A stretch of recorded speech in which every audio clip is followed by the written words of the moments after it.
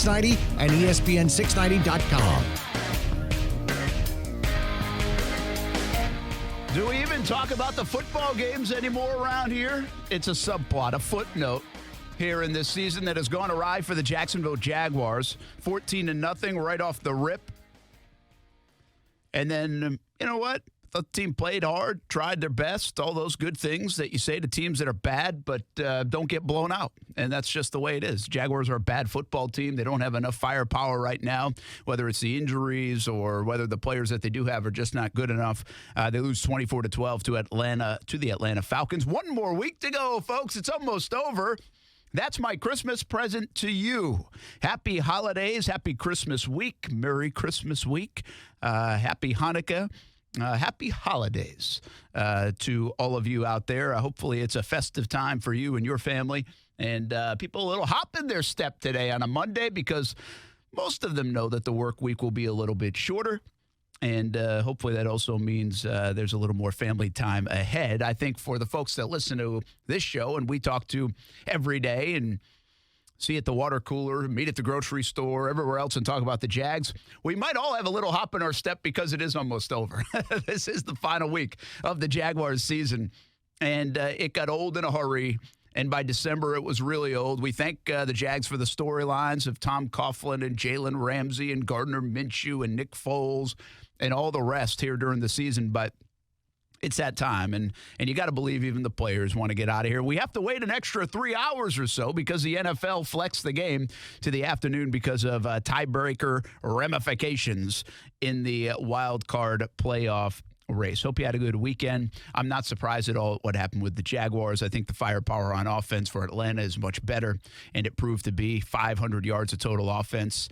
Second time this season, I think the Jaguars have given up over 500 yards of offense. Amazingly, they only gave up 24 points, and a touchdown of that came on a short field. A couple of turnovers helped the Jaguars out.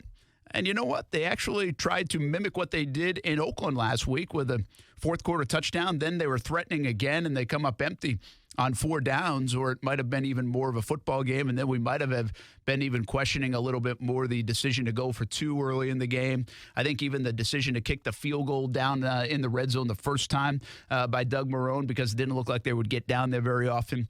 We question those kind of decisions. Brent Martineau here. Coos is here. Austin Lane is on the slope somewhere in Wisconsin. He is having the time of his life. You know, one thing we've learned about Austin, he's got the snowboard here, by the way. He must have another one. I think he was going to buy one, remember? Actually, he did, too. I asked buy him. it? Okay, yeah. I think he did buy a new one. And I don't think he's been using that one anyway. No. But one thing we've learned about Austin, and this has been a get-to-know-you kind of year for all of us, right? It's not like we knew a lot about each other before we started this thing in January, which, believe it or not, we're coming up on that one-year anniversary. And we're throwing a party because of it. More on that down the road. But his eyes light up, man. That face lights up when you talk about snowboarding. He loves to snowboard. Yeah, he really does love it. And, I mean, it's fun. Don't get me wrong. Every time I go, I hurt myself. So I've never been snowboarding. Now, I grew up skiing a little bit. Yeah. And it's okay at skiing. I liked skiing. I wasn't, like, so passionate about it that I had to go, like, 15 times a winter. But they were close enough where we could go a couple of hours. And sometimes you'd go. I remember going with, like, a CYO trip, like a church trip. And I think I went another time. My parents took us one time. So I'd go here or there, but nothing crazy. And I liked it, but I never was like, oh, I got to be here every weekend. Yeah, we had a lot of friends that were big into it back home, but it was always like, honestly, it was kind of like golf to me in the fact that if I was going to do it, it was going to cost me a good amount of money to do. That's true. So I never really got into it. Yeah, and the one thing is a bit of bad parenting so far, and I can't talk Steph into it just yet. We haven't figured out a way to go, a time to go, but I want to take my kids skiing so they can experience it. Now, we're going to Asheville in January for a few days.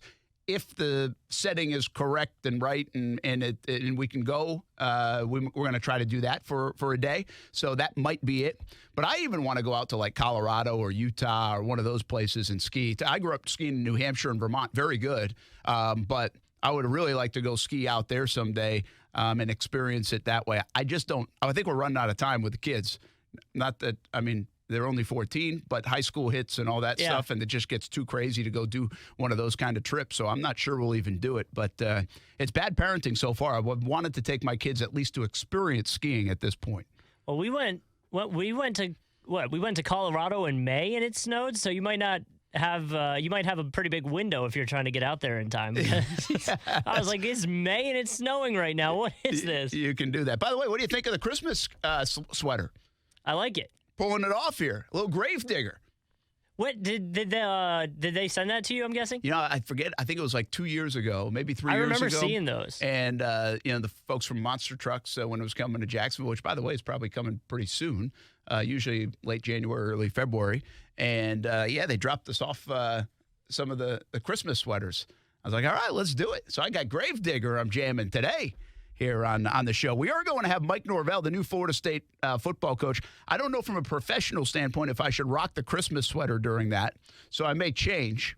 I don't want to think I don't know how Coach will feel about that. So we'll have to I'm still deciding. I'm debating. But it'll be good to have Mike Norvell on, 5 o'clock hour.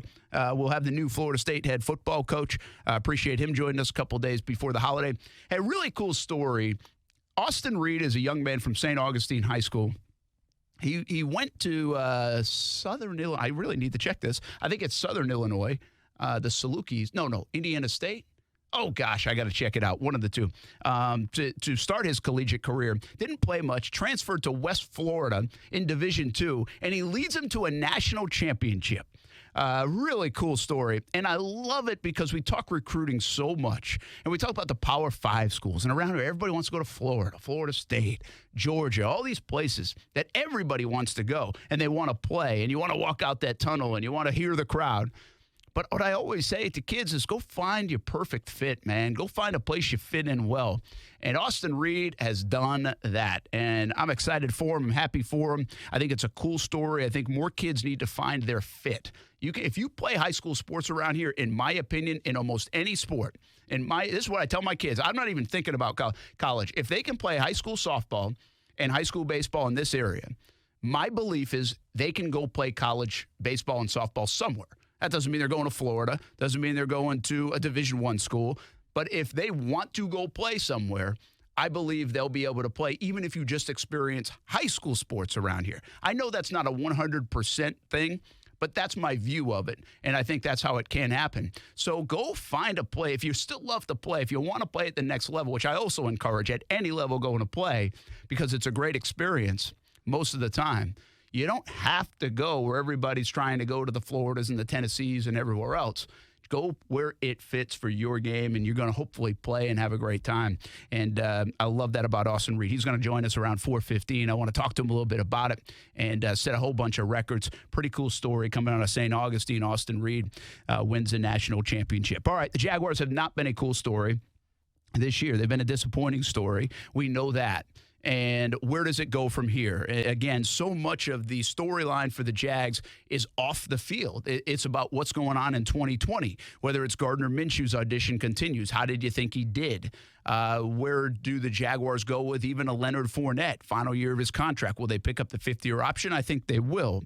We're getting into that time of year where we start talking about the draft as well coming up. We've stayed away from that until this point. But the Jaguars currently sit in the 6th hole in the 2020 draft out in Las Vegas. They climb the boards, and the 6th hole is a pretty good spot. What are they going to do with those picks? Because they also have the Rams pick, which will be a top 20 pick after the situation with the Rams losing and not going to the postseason in the NFC. So you have those kind of questions. Do you keep Calais Campbell? Do you sign Yannick Ngakoue? All of those things. But then the big question above it all is who's making the decisions. And we told you last week when Tom Coughlin was fired by Shad that there was a lot of momentum and feeling that in the building at Jags headquarters with the people we talked to quite a bit, they feel that there is a feeling Doug Marrone and Dave Caldwell will be back in 2020. I relayed that to you. I've shared it on social media, shared it on the TV side on CBS 47 and Fox 30. And I would think if you follow along with this, nothing deterred you from believing what we've been telling you if you listen and watch the national folks, the Ian Rappaports, the Adam Schefters. They're all falling in line with it. Now, I do hedge it with this, and make sure you when you quote me and tweet me if this doesn't work out that you put this in there. Nobody is saying it's official. Could something change? Are we reading it correctly with Shad Khan? Are we hearing the right things? Are these things being set as the narrative, but they're really not true? I think all that could happen. Certainly, Shad Khan could decide on Sunday night, say, hey, we're starting over. Or Black Monday, we're starting over. We're hitting the reset button. What we're here to tell you is there's just not a lot of momentum for that. Instead, it's the opposite, that they're going to ride this thing through in 2020 with Doug Marrone and Dave Caldwell. That's the way it feels right now. That's the way it could be heading. I also tweeted something yesterday, about after the game, where I don't believe the game's results from yesterday or in against Indianapolis this coming Sunday matter in the decision-making of Shad Khan. I really don't think so. Now, you could paint me a circumstance that it's 50-10 and Indianapolis wins, or if Atlanta blew them out like 50-10 or 50-3 or something like that, that maybe they would go. But I'm telling you, I don't believe these two games have an impact or will have an impact on Shad Khan's decision. In fact, in my view, Shad Khan already has his mind made up. I'll tell you more of that why and why he might be thinking of keeping Marrone and Caldwell when we come back. Your thoughts on it. I'll also share some of the reaction to that tweet, some of the things you've also been saying on social media, but you're welcome to jump in. *690 904-362-9901. It'll be our last show before the holidays, so get in on the Jags talk today. What do you think? Not only about the game yesterday, the game Sunday coming up, but the future, 2020. Let's get a head start on that conversation. Marrone and Caldwell, are they coming back? What do you think? We'll talk about Action Sports Jax on ESPN 690 when we come back. Action Sports Jax with Brent Martineau on ESPN 690 is brought to you by Best Bet Jacksonville and Orange Park. Now, the first alert forecast on ESPN 690. Keep the umbrella handy today with occasional showers and temperatures in the upper 60s to near 70 degrees. Join me beginning at 5 p.m. for CBS 47 Action News Jax from the First Alert Weather Center. I'm Chief Meteorologist Mike Burrish. The Weather Center is brought to you by Beard's Diamonds. Where now through December 24th, get 20% off everything in the store, including loose diamonds, only at Beard's Diamonds. Hey, what's up, everybody? This is Austin Lane from Action Sports Jax. Thanks for making ESPN 690 the fastest-growing sports station in Jacksonville. It was a lot of fun playing for the Jacksonville Jaguars for 3 years, and I'm having just the same amount of fun on the radio every single day with ESPN 690. So I'm reaching out to you to be part of our team and grow your business with ESPN 690. Give us a holler at 245-8732. That's 245-8732. We look forward to hearing from you and hope you join the team. Alexa, how do I drive more customers into my business? First, people will need to hear about you. Then you need to be online where they look for you. Then you need I don't have time for that. I need to run my business. Okay, searching for a local team that can help. Local Solutions. Visit JacksonvilleLocalSolutions.com today. We love our pets. Our furry little friends mean so much to us that we want nothing but the best. At Forever Vets Animal Hospital, we feel the same way too. Forever Vets Animal Hospital understands that you have busy schedules. That's why we're open 7 days a week and have extended hours during the work week. In case you have an emergency, remember, stay calm and call Forever Vets Animal Hospital with 6 convenient locations throughout Jacksonville and St. Augustine. Forever Vets Animal Hospital is here for you and your pet. First-time customers receive a free pet exam from one of our highly trained veterinarians. We also offer wellness plans that fit everyone's budget. Forever Vets Animal Hospital makes life easy for you and your pet. Go to forevervets.com to schedule an appointment. Forever Vets Animal Hospital, keeping your pets healthy and happy forever. This Christmas, Beard's Diamonds is giving you more sparkle. With 20% off everything in their massive showroom, including loose diamonds. So now you can go bigger on her ring, bigger on her necklace, bigger on her earrings. Because Beard's Diamonds is giving you an extra 20% off everything, including loose diamonds. Nobody in the town center does that. Plus, you get special financing. Now through December 24th, save an extra 20% off Beard's already low prices. It's your last chance this year to save on all wedding bands, designer engagement rings, diamond earrings, and more. All at an incredible 20% off. It's the largest inventory in all of North Florida. If you're popping the question this holiday season, this is the sale you've been waiting for. But only until December 24th. Get 20% off everything at Beard's Diamonds, where exceptional is affordable. In the St. John's Town Center or at beardsdiamonds.com. The Jags Health and Fitness Expo is here to pump your business up. Hear us today and book your sponsorship yesterday because space is selling out fast. Yeah, put your business in front of thousands of people who want to get pumped up, or at least live healthier lives. Don't miss the Jags Health and Fitness Expo, February 22nd at the Morocco Shrine. Book your space now at BeHealthyJags.com. And pump your business up. BeHealthyJags.com. The most wonderful time of the year deserves the most wonderful sale of the year. And for that, you got to go see Arlington Toyota, where you can still get huge Toyotathon savings and pay up to 50% less on remaining 2019s. With over 1,000 new and used on the lot every day, that's a whole lot of Toyotathon savings happening right now at Arlington. How about a 2019 Toyota Camry? It's not $19,745. Now it's only $15,581. That's $15,581 for a pre-owned 2019 Toyota Camry at Arlington. Got to have a 2019 Toyota RAV4? It's not $22,925. No way. Now it's just $19,481. Just $19,481 for a pre-owned 2019 Toyota RAV4 XLE at Arlington. Plus, you're going to get all the rewards and benefits of the Arlington Toyota $5,000 Advantage Club with your purchase. Toyotathon is on, but it won't last forever. Get in today and pay up to 50% less on remaining 2019s at Arlington Toyota. In person at 10939 Atlantic Boulevard and online anytime at arlingtontoyota.com. Visit arlingtontoyota.com/Toyotathon for offer details.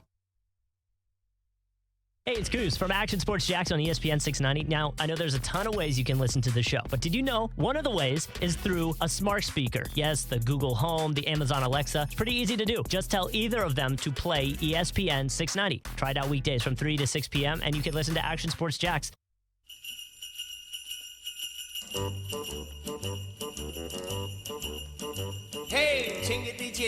I'm NASCAR champion Kurt Busch, and you're listening to Action Sports Jax on ESPN 690 with Brent Martineau and Austin Lane. You know, I thought offensively in the first half, we didn't really do anything. You know, we had the one first down. We were able to run the ball a little bit. Weren't able to really, pick up some manageable third downs. But defensively, we were fighting. We gave up too many, chunk plays. We tried to, double Julio, and we've seen other teams double him during the year, and he still was able to get, the type of numbers that you saw today. So that's a credit to, the type of player he is. Well, that's Doug Marrone talking about the latest loss. Someday I want to go have a beverage with Doug Marrone and ask him how hard it was to come up with a somewhat new, fresh answer to all of this. It's got to be one of the toughest things to do. I mean, Gus Bradley's era, it got old every time he went to the podium.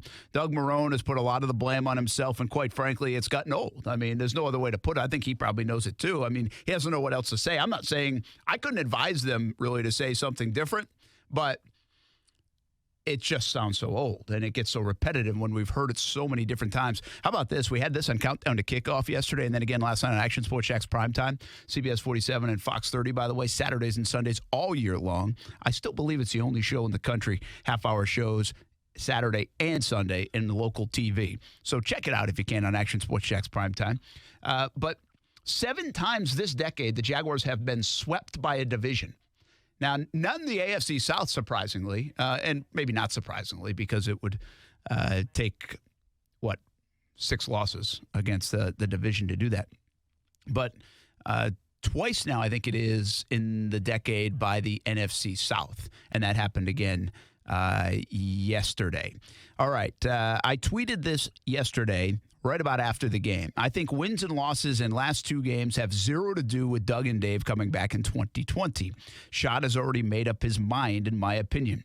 And that's the topic of the story right now, because it's Dave and Doug. That's what it is, right? Everybody's trying to flip this forward and say, all right, there was a lot of smoke out there by local media, by national media, saying these guys might be back. It's not like we're the only ones saying it. We might have been one of the first to tell you, but we're not the only ones saying it anymore. That means people are digging on it and kind of hearing the same things, even from the national side. I think ESPN even had it on the bottom line yesterday because of Schefter that owner wants Marrone and Caldwell back in 2020. Now, not substantiated by the owner making a statement on it. But that continues to be the tone, is my point. And my whole view on this is because people said, fire them all after the first 2 minutes of that game, 14-0, or after the loss, 24-12, fire them all. I understand, first of all, why you say fire them all. I'm still a little surprised that the feeling is this way, that these guys will be back in 2020. In fact, I'm 100% surprised. I'm just telling you what I'm hearing. But I also never think that the final 2 games in a lost season that, quite frankly, are pretty meaningless really matter in Shad Khan's mind. He actually hinted with the Tom Coughlin firing in his statement that he had already made up his mind on Tom Coughlin earlier this fall, and I think that has to do way back with the Jalen Ramsey situation. So if he already knew what he was doing with Tom Coughlin at the end of the year, don't you think he kind of already knows what he's doing with Doug Marrone and Dave Caldwell at this point of the year? And 2 games, whether it's a win or a loss, probably aren't going to matter.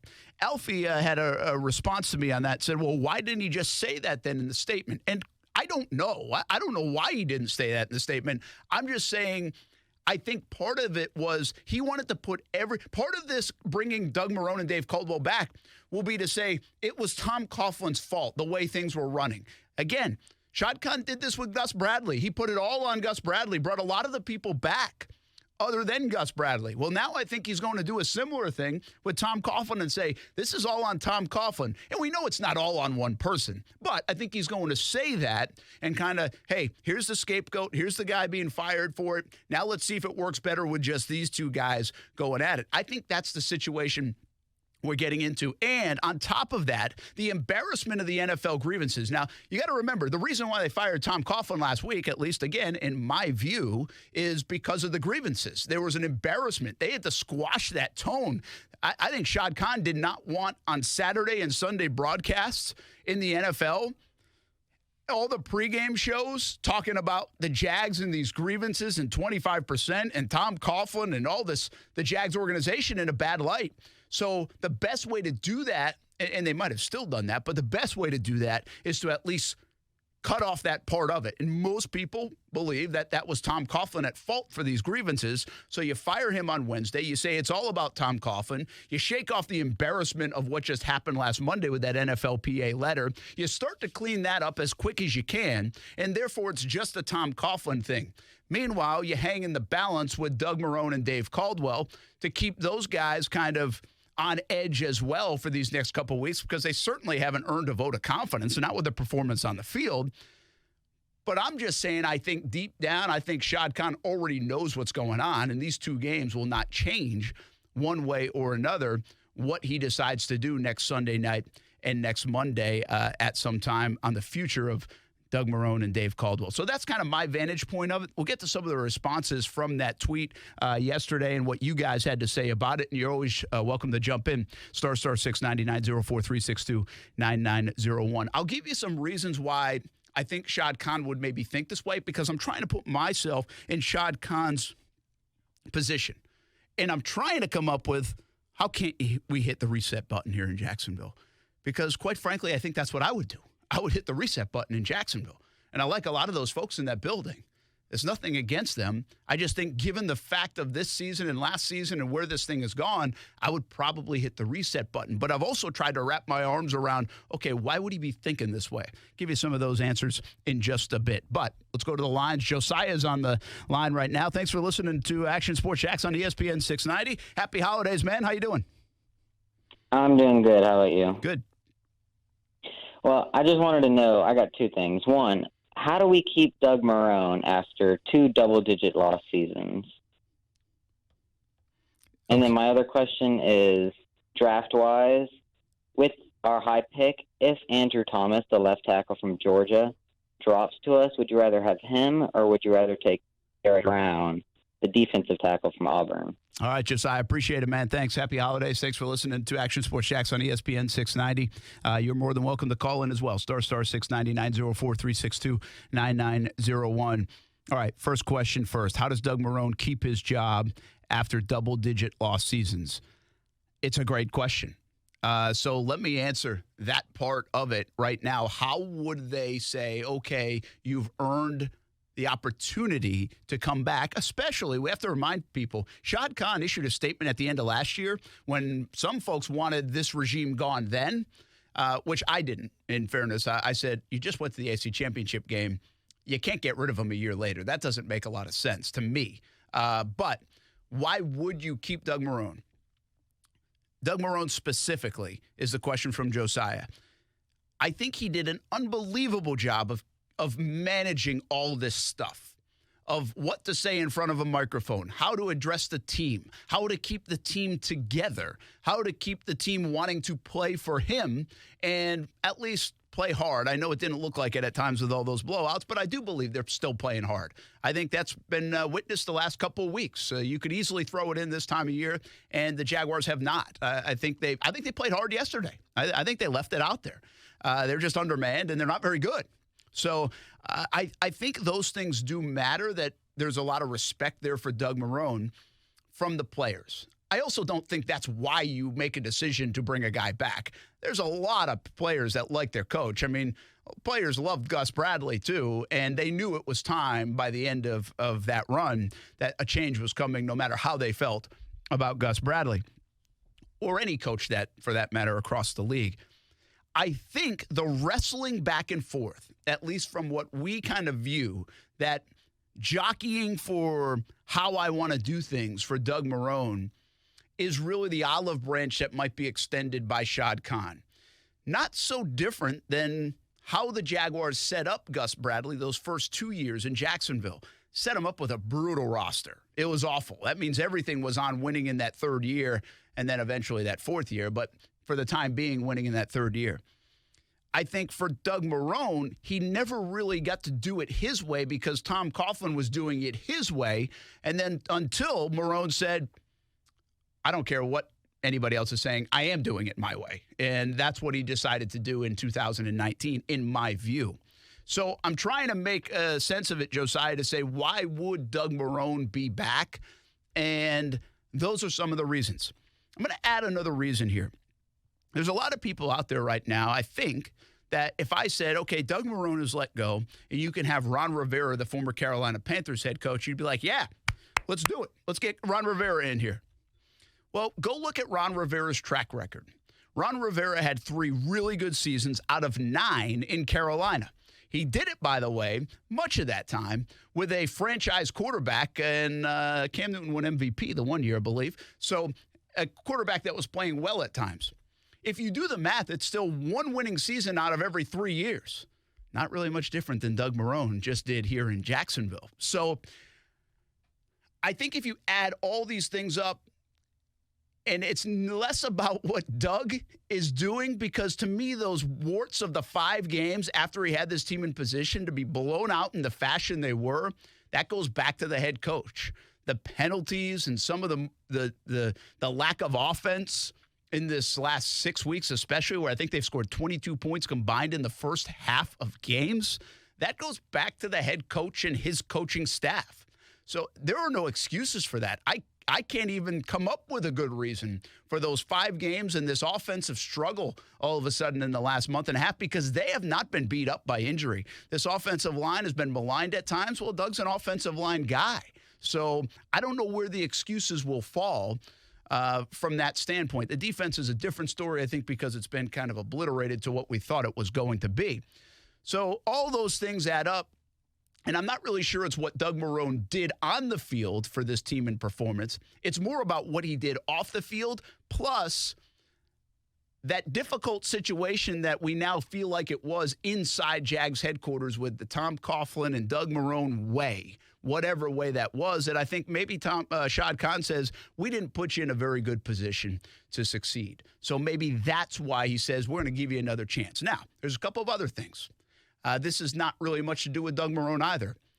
One is his contract. They've got 2 years left on his deal. Shad Khan, nobody does, likes to pay people not to work. They've done that before. Well, Doug Marrone could come back, and then he'd only have 1 year remaining on his contract. And then if you let him go, you let him go. The other part is there's a good relationship, I know that, with Doug Marrone and Dave Caldwell. So if there's that good relationship in the building, maybe they keep that. So maybe it has to do with Dave Caldwell a little bit. The last part I'll say, and again, I'm really trying to come up with reasons why Shad Khan would, is I think the Giants' job could become available. The Cowboys' job is going to become available. I think that was proven yesterday. And maybe other jobs. You're not going to get your number 1 guy, number 2 guy, maybe not even your number 3 guy that you want. Is this an attractive job in Jacksonville right now with a quarterback situation you might be stuck with in 2020, whether you like it or not? A lot of dollars wrapped up, unproven players wrapped up in that position. The only positive thing for the Jaguars, if you're coming in and looking at this job, is the draft capital. And there is some flexibility if you want to make some moves in the cap space, but it's not like you have enormous cap space to work with. So it all depends on how people will view that quarterback situation. I would believe Shad Khan has probably put a feeler out there on this job. And whether he called Mike McCarthy and said, what do you think about it? Would you be interested? And maybe he said, not really, man. This isn't a good situation. I wouldn't be interested in it. I'm not sure how many other people would be. Maybe he got some feedback like that. And so some of these reasons are the ones that I've come up with to say, hey, maybe that's why they're keeping Doug Marrone in Jacksonville. If it happens, it's still not official, but the question is, why would you? And that's what I'm coming up with, Josiah. The other part of it, real quick on this answer, because we're going to get into a lot of draft talk. I like that you bring up Andrew Thomas from Georgia and Derek Brown from Auburn, because I do think the Jaguars need to go one way in the draft, and that is big people. They need big people. And now that's a Tom Coughlin thing. It's kind of a Doug Marrone thing, but I think they do need big people early in this draft here in Jacksonville. And they probably need numerous big people, and they have a couple of first-round picks and obviously plenty of draft capital to work with, not just this year, but next year too. I think I would take Derek Brown, to be honest. I like him. I think he is potentially a game wrecker, and I think he potentially could give you an option to play either kind of defensive scheme as well, because he's such a big body in the middle, whether it's 4-3-3-4 hybrid type of thing. So I think he could give you some flexibility there. With some of their problems on the defensive line, I think that first pick is going to be used on a guy like Derek Brown rather than the offensive side of it. Andrew Thomas is my guess right now. So, Josiah, thanks for the call, but that's the way I would lean at this point. We're going to take a time out here on Action Sports Jax on ESPN 690. When we come back, more of your thoughts on Doug Marrone, Dave Caldwell. Why else would they keep these guys in 2020? We'll try to figure it out what Shad Khan could be thinking. I think it's important to also remember here as we have this discussion, it's not a done deal. Unless there's something out there right now that indicates it's a done deal in the last half hour. But it's not a done deal. So Shad Khan might be thinking something different than we're all hearing. Certainly plausible. I'm hearing it so much that it's not likely anymore. But it certainly is plausible. So your calls are welcome. 904-362-9901. *690. Jump in on the conversation. Your thoughts, Doug Marrone, Dave Caldwell, these Jacksonville Jaguars. Get some Gardner Minshew part of this as well. Where does he fit? What do you think of him yesterday, these last couple of games, as he set some rookie records for the Jacksonville Jaguars? More to come. Christmas week. Happy holidays, everybody, on ESPN 690. This is Action Sports Jax on ESPN 690. These guys can't even make a play. I mean, even Calais, I love Calais, but Calais isn't making a play that's like changing games. You ask how it goes bad. If you don't make plays in the NFL, even at a minimal level, yeah. I mean, you're screwed. I mean, you can point to every game in the NFL, and guys are doing it. Really, for one of the few times this decade, even as much losing, we're saying that they can't even make a play. Not the play, but a play. Listen weekdays from 3 to 6 p.m. in your car or stream them. ESPN690.com. New flavors and a rating that would make men jealous. Hey, everyone, this is Austin Lane. And I'm Brett Martineau. Vita de Louis recently got a 98 rating. It's new, and it's getting rave reviews. Made in Tequila, Mexico, and shipped directly to Jax Beach. Vita de Louis is available in 3 flavors. And those flavors are Blanco, Reposado, and Añejo. Try all 3. Make your own recipes with Vita de Louis Tequila, one of the smoothest tequilas you will ever taste. For merchandise and more, visit VitaDeLouis.com. Need a break from the holiday cooking? Let Renna's Pizza help you out. Hey, everybody, this is Brent Martineau. We were live at Renna's in Neptune Beach last week on the show. Perfect setting to hang out, eat, drink, and watch the games on TV. If you're not close to the beach, Renna's has you covered with 5 locations in Northeast Florida. Want a fresh one? Renna's makes everything fresh. New York-style pizza, sandwiches, salads, and pasta dishes. Everything fresh. 5 locations in Northeast Florida, Marsh Landing, Bay Meadows, Argyle Forest, San Jose, and the newest location in Neptune Beach. Hi, this is Janet Atkins. Do you want to make a difference this Christmas? The true gift of Christmas is the gift of the giver. This year, I want to invite you to become a part of the Dayspring Village Secret Santa program and help adults with serious mental illness. You can get started by calling 904-845-2362 or send us an email at doug@dayspringvillage.org. Let's make a difference. Please call today at 904-845-2362. Every day, men and women from communities across this nation serve as Reserve Citizen Airmen. I am proud to defend our nation. Proud to be part of a team that helps make a difference. I am proud to be part of something larger than me and to serve my country. We celebrate those who have served and those who are proudly serving in the Air Force Reserve.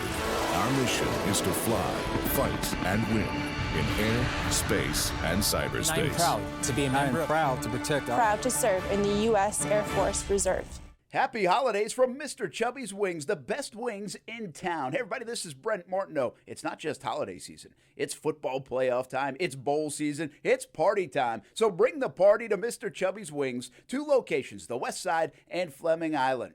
Have some wings. Have anything off that fantastic menu. Some beverages. And watch as much football as you want. Don't forget, try the Maple Cajun wings. They're my favorite, but they have tons of great flavors. Mr. Chubby's Wings. Chub it up with the best wings in town. The most wonderful time of the year deserves the most wonderful sale of the year. And for that, you got to go see Arlington Toyota, where you can still get huge Toyotathon savings and pay up to 50% less on remaining 2019s. With over 1,000 new and used on the lot every day, that's a whole lot of Toyotathon savings happening right now at Arlington. How about a 2019 Toyota Corolla? It's not $16,995. Now it's only $12,481. That's $12,481 for a pre-owned 2019 Toyota Corolla at Arlington. Got to have a 2019 Toyota Tacoma? It's not $24,575. No way. Now it's just $28,891. Just $28,891 for a pre-owned 2019 Toyota Tacoma at Arlington. Plus, you're going to get all the rewards and benefits of the Arlington Toyota $5,000 Advantage Club with your purchase. Toyotathon is on, but it won't last forever. Get in today and pay up to 50% less on remaining 2019s at Arlington Toyota. In person at 10939 Atlantic Boulevard and online anytime at arlingtontoyota.com. Visit arlingtontoyota.com/Toyotathon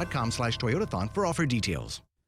Tax problems can be extremely stressful and cause financial devastation. The tax attorneys at J. David Tax Law are right here in Jacksonville to be your personal advocate and resolve your IRS or state sales tax issues. J. David Tax Law focuses on your needs and case outcomes. Don't be fooled by these big out-of-town tax companies that only focus on getting you to sign up and pay without even working with an attorney.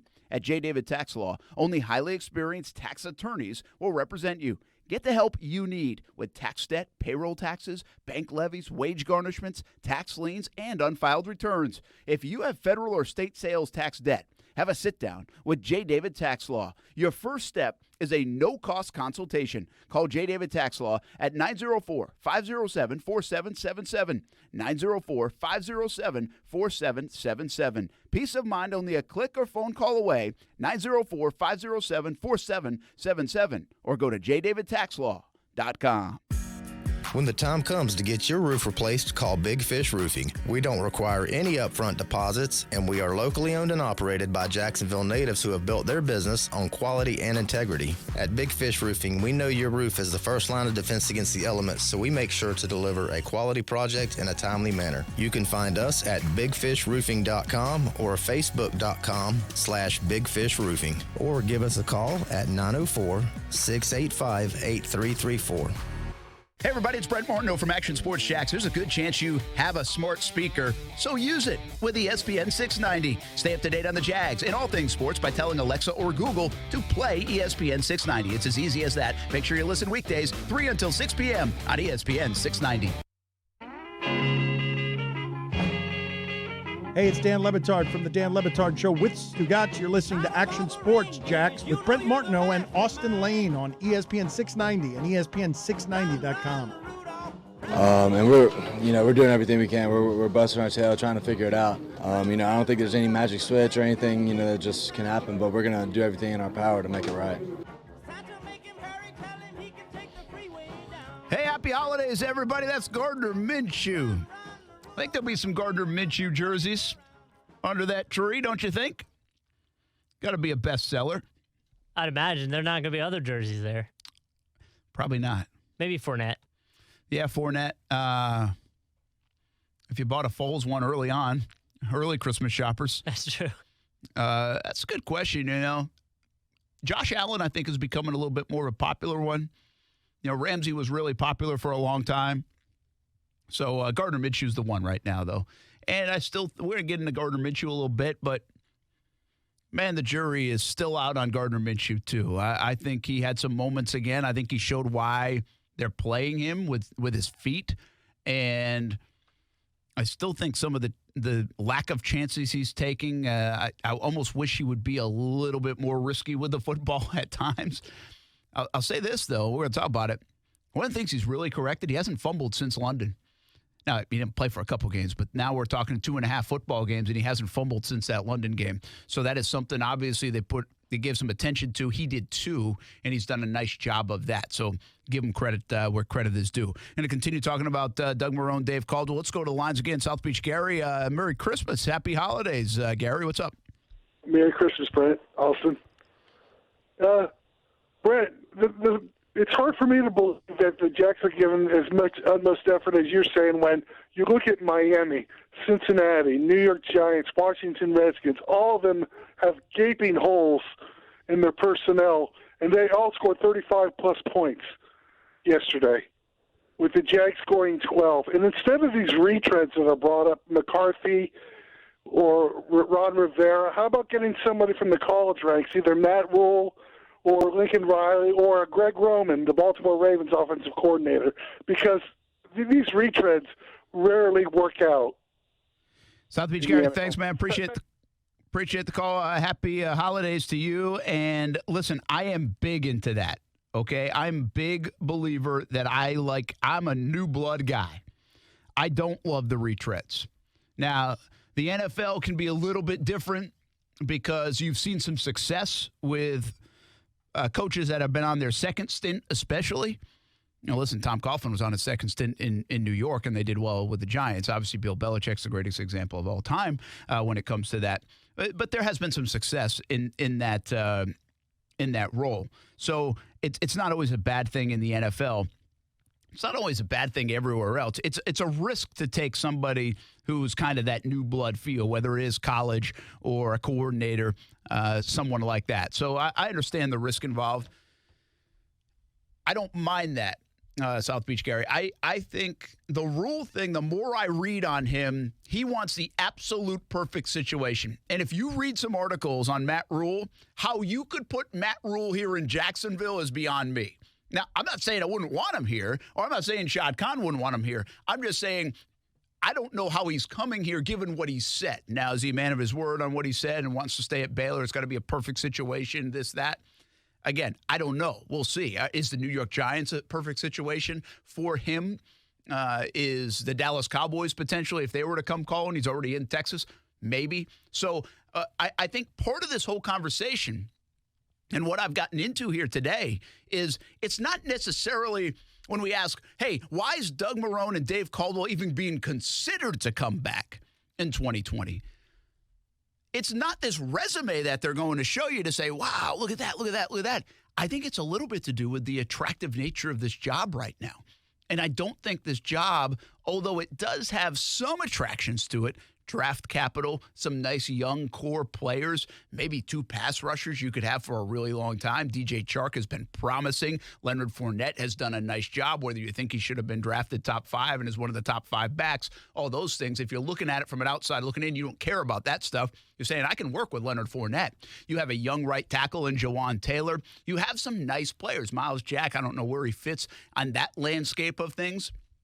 So I think it's an attractive job from that point of view, and also from a draft capital point of view. 18 of them in the next 2 years, including 4 first-round picks. And in 2020, it's going to be 2 top 20 picks. So if I'm somebody looking at this job, I would come in and be like, hey, I've already got a little bit of a core. I can build around that. I've got draft capital. I can build around that. I think the problem is, if I'm looking at this job and I'm one of the top candidates, whether it's a retread or not, you could have other jobs that might be more attractive. And the Giants and Cowboys jobs, again, I keep using those as examples. We don't know if they'll be available. Sure, it looks like they could be, at least one of them, especially in Dallas. Those are always going to win out over the Jaguars job. I think this grievance thing is damaging from a perception standpoint. I don't really think it damages them in free agency as much as people think. And now that Coughlin's gone, that might actually ease some of that. But it's very fresh. And so if I'm looking at this job, I'm like, all right, well, going to have to clean up that. It looks like there's a lot to clean up culture-wise, at least from the outside looking in. And then I think one of the big things is I believe right now you're stuck with the quarterback situation. A lot of people want to get rid of Nick Foles, and maybe they do. But you're most likely, even if you get rid of him, you're going to be stuck with some element of that contract, dead money or not. Gardner Minshew, do you believe in him? If you look at his tape from a personnel standpoint, and I'm a coach coming in, I'm like, oh, I'm all in on this guy. I don't know. So, again, those things are more subjective, but how that person feels about it also indicates the attractive nature of this job or not. And so I think that's part of the reason, all those things that I just said, that Doug Marrone and Dave Caldwell could come back, and Shad Khan's like, you know what? You guys created this. You guys created this quarterback situation. From the Blake Bortles extension to this with Nick Foles. Live with it for another year and show me how you think it's going to work. And if they get it to work, well, fine. Good for the Jags. Good for them. But if they don't, at least the next year you don't have that in 2021, say, and now you're more of an attractive job to maybe look at going out there. And maybe the Cowboys and Giants and other teams have already locked their guy up. Who knows what the job landscape will look like in 2021. Again, folks, I know I'm reaching a little bit at some of these things, but I'm trying to find the logic in it just like you. I understand all the responses we're getting. Like, I get it. I get you're like, how could you possibly do this? That's the responses I'm getting. And here are some of the answers I'm getting. I'm guessing Shad is dumping the whole mess on Coughlin, albeit correct or otherwise. I still believe a complete overhaul is needed. Let's see. I can't make any sense of it, Iceman DLG says. I'm less interested in the Jags and have little to no investment in the franchise. Alfie says, I just don't get what either Marrone or especially Caldwell, parentheses, who had to have someone hired to take over some of his job because he was bad at it, have done to even consider running back in 2020. Go Gators says, assume Khan was in the draft war room so he knows who exactly was pushing for what players. Sounds like Coughlin also pushed Tony and analytics out. So now that Coughlin is back, that's why Tony is returning. And that has been a little bit of the national mantra as well, is that Tony Khan could have an increased role in the analytics and in the entire organization. Now, we can argue whether that's good or bad or indifferent, but you did notice when Tom Coughlin came in, Tony Khan was less involved. He was way more involved with Gus Bradley and Dave Caldwell. And he built relationships there. I think the Khans like Dave Caldwell. I really do. I think they like Doug Marrone. And is that swaying them in one way or another? I don't know. You can't let that get in the way of the right decision. But I think they do like them, whatever that's worth. And now Tony Khan potentially could have an increased role given this situation. Maybe. And that could be the case. I do think Tom Coughlin didn't want a lot of that around, I believe. And I think they gave full reign to Tom Coughlin to do whatever he wanted to kind of set the table on this organization 3 years ago. And he did some good things and some not so good things. But I think if you line everything up, and it's not lost on me, and nobody's even said this to me, but just reading the tea leaves, right when Tom Coughlin was hired, Tony Khan got a significant role with Fulham. And so he was not as heavily involved with the Jags organization, at least from my vantage point, as he might have been with Gus Bradley and Doug Marrone. So could he have an increased role now with Marrone and Caldwell? I might have said Gus Bradley and Marrone. I meant Gus Bradley and Caldwell. So we'll see. That could be definitely an element of it. Where does Tony Khan fit in the entire equation? Certainly a decent question. Ted Moore says, can't be any rational reason. There's not one single stat that says they can make us a winning franchise. Maybe thinking we can't get top shelf management, so stand pat, but you don't know how until you fire everyone and start. That's all I can fit in a tweet. Fair enough, man. Fair enough. And that's kind of what I was leaning toward. One of the reasons I think these guys could stay for another year and ride with it is, can you attract top shelf management right now, the current state of the Jacksonville Jaguars? Maybe no. And therefore, why not wait another year and then see if we can get more once we're away from this grievance thing, once we're away from this quarterback situation in 2020, and we still have a good amount of draft picks, maybe more salary cap, maybe some of this young talent even looks better, and then it's a more attractive job. Again, I know I sound like I'm reaching a little bit, but we're trying to figure out why. Ryan Day says Shad Khan is major leaguing us. Cass says absolutely not. We need a clean sweep. Jolly Ole B. Jesus no has to be moving the team right. I don't think so. There's a lot of people will now insinuate that, like, where's he moving the team? Again, you're not going to get me to bite on the moving the team stuff. Not happening. I don't believe so. Could we get another game in London? There's some smoke about that. But is he moving the team? I just don't believe it. And I'll be the naive guy there, and you can tell me I'm a moron for the next however long. And when it happens, or if it happens, you can tell me, again, I'm a moron. But I'm not buying into that. I don't think that's where this thing is headed, at least at the current time. So, all these responses are the same. I get it. Like, what have they done? How can you say they're coming back? All those, it's hard to defend what this Jacksonville Jaguars organization has done, not only now, but also this entire decade. It's hard to defend Shad Khan's record as the owner of this football team. A lot of double-digit loss seasons. They have to figure it out. They've got to get it right. Is sticking with Doug Marrone and Dave Caldwell getting it right? I don't know. Those guys have gotten it wrong, and they've been part of getting it wrong. So it's hard for me to sit here and tell you, oh, yeah, they're going to do that. I mean, you can't find a more positive guy in town on the Jags over this last decade than me. Sunshine and Rainbows president.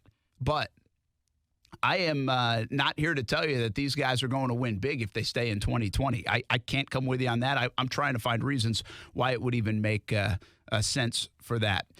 Don't know how you justify no quarterback in a defense that has given up over 500 yards in 11 games. If he does bring them back, proves he could care less about winning, so he would be right. We can't support 8 home games. Going to be a lot of dropouts. I can't buy that an owner doesn't care about winning, even if he's not as vocal about it as a guy like Jerry Jones or somebody else. Which better be clean house and start fresh with all these draft picks? Demetrius said, tend to agree. I think it would have had to be a blowout yesterday and next week for anything to change. They rallied back late. Don't think that'll change his mind. Austin says, how many double-digit losses equal a blowout? Asking for a head coach. And let's go one more. Gator Smooth BS says, Shad is loyal and ask him to look back at the team record since 2014 before Tom got here. Doug was on Gus's staff. We never cleaned house. And how has the defense played? Better or worse, it's time to stop, take your losses, and help the fans. Fire everyone is essentially what he said. So some of the responses in the fans, and it's all a pretty similar narrative from the fans, at least jumping in on the social media front, and that have called the show. Action Sports Jacks on ESPN 690. You can check in on that too. We'll find out in less than a week. Black Monday is a week from today. I thought for sure if you had asked me this question 2 weeks ago, 10 days ago, 8 days ago, it'd be a clean sweep in Jacksonville. Thought they were all out. Tom Coughlin is now out. And although I still can't fully wrap my arms around it and haven't really quite gotten myself to believe it yet, that these guys might be coming back, I think it's certainly trending that way. Doug Marrone, Dave Caldwell coming back. in 2020. I tried to find some reasons for you. They're not good ones. I will tell you this. It's not going to help Mark Lamping and that sales staff sell tickets. This might be just an eat-it year down at Jags headquarters if they bring Doug Marrone and Dave Caldwell back. No other way to say it. I mean, it's not going to be pretty at the ticket office. Because one thing you do get excited about, even if you're a bad football team, is a new coach usually and a new quarterback. And a new coach would give you a little bit of a jump. Maybe this is different. They cleaned house. Maybe this will work now. Well, if you don't do that going into 2020, then the excitement just won't be there for the Jacksonville Jaguars. We'll keep an eye on it. Let's talk more about the football part of it. Gardner Minshew. Good, bad, and different? What do you think about him? Star 690. I'll share my thoughts next on ESPN 690. Through Travis Mallion Foundation's Operation Legacy Service projects, veterans, families of the fallen, and inspired civilians across the country come together under the common cause to serve in honor of our nation's heroes. Service projects include city beautifications, planting memorial trees, volunteering at shelters, park cleanups, and more. Register for a project near you or as a virtual volunteer by visiting oplegacy.org. That's oplegacy.org. Hey, boss, I could sure use some cheering up. Hey, do one of your holiday poems for me, would you? All right, how about this one?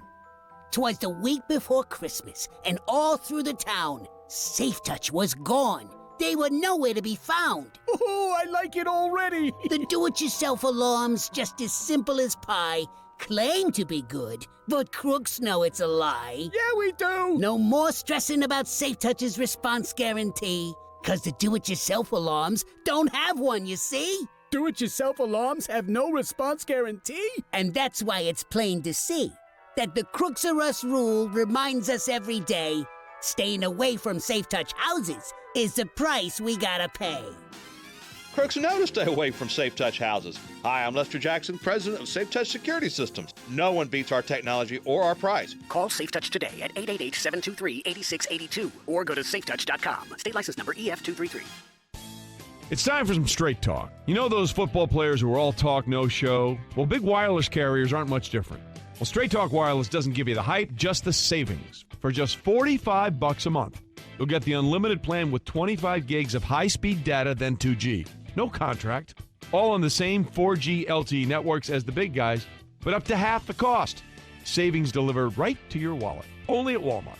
Savings may vary. See terms and conditions at straighttalk.com. What did you buy Tasha for Christmas? Cookbook. Oh, fumble. What do I do? JCPenney's got you covered.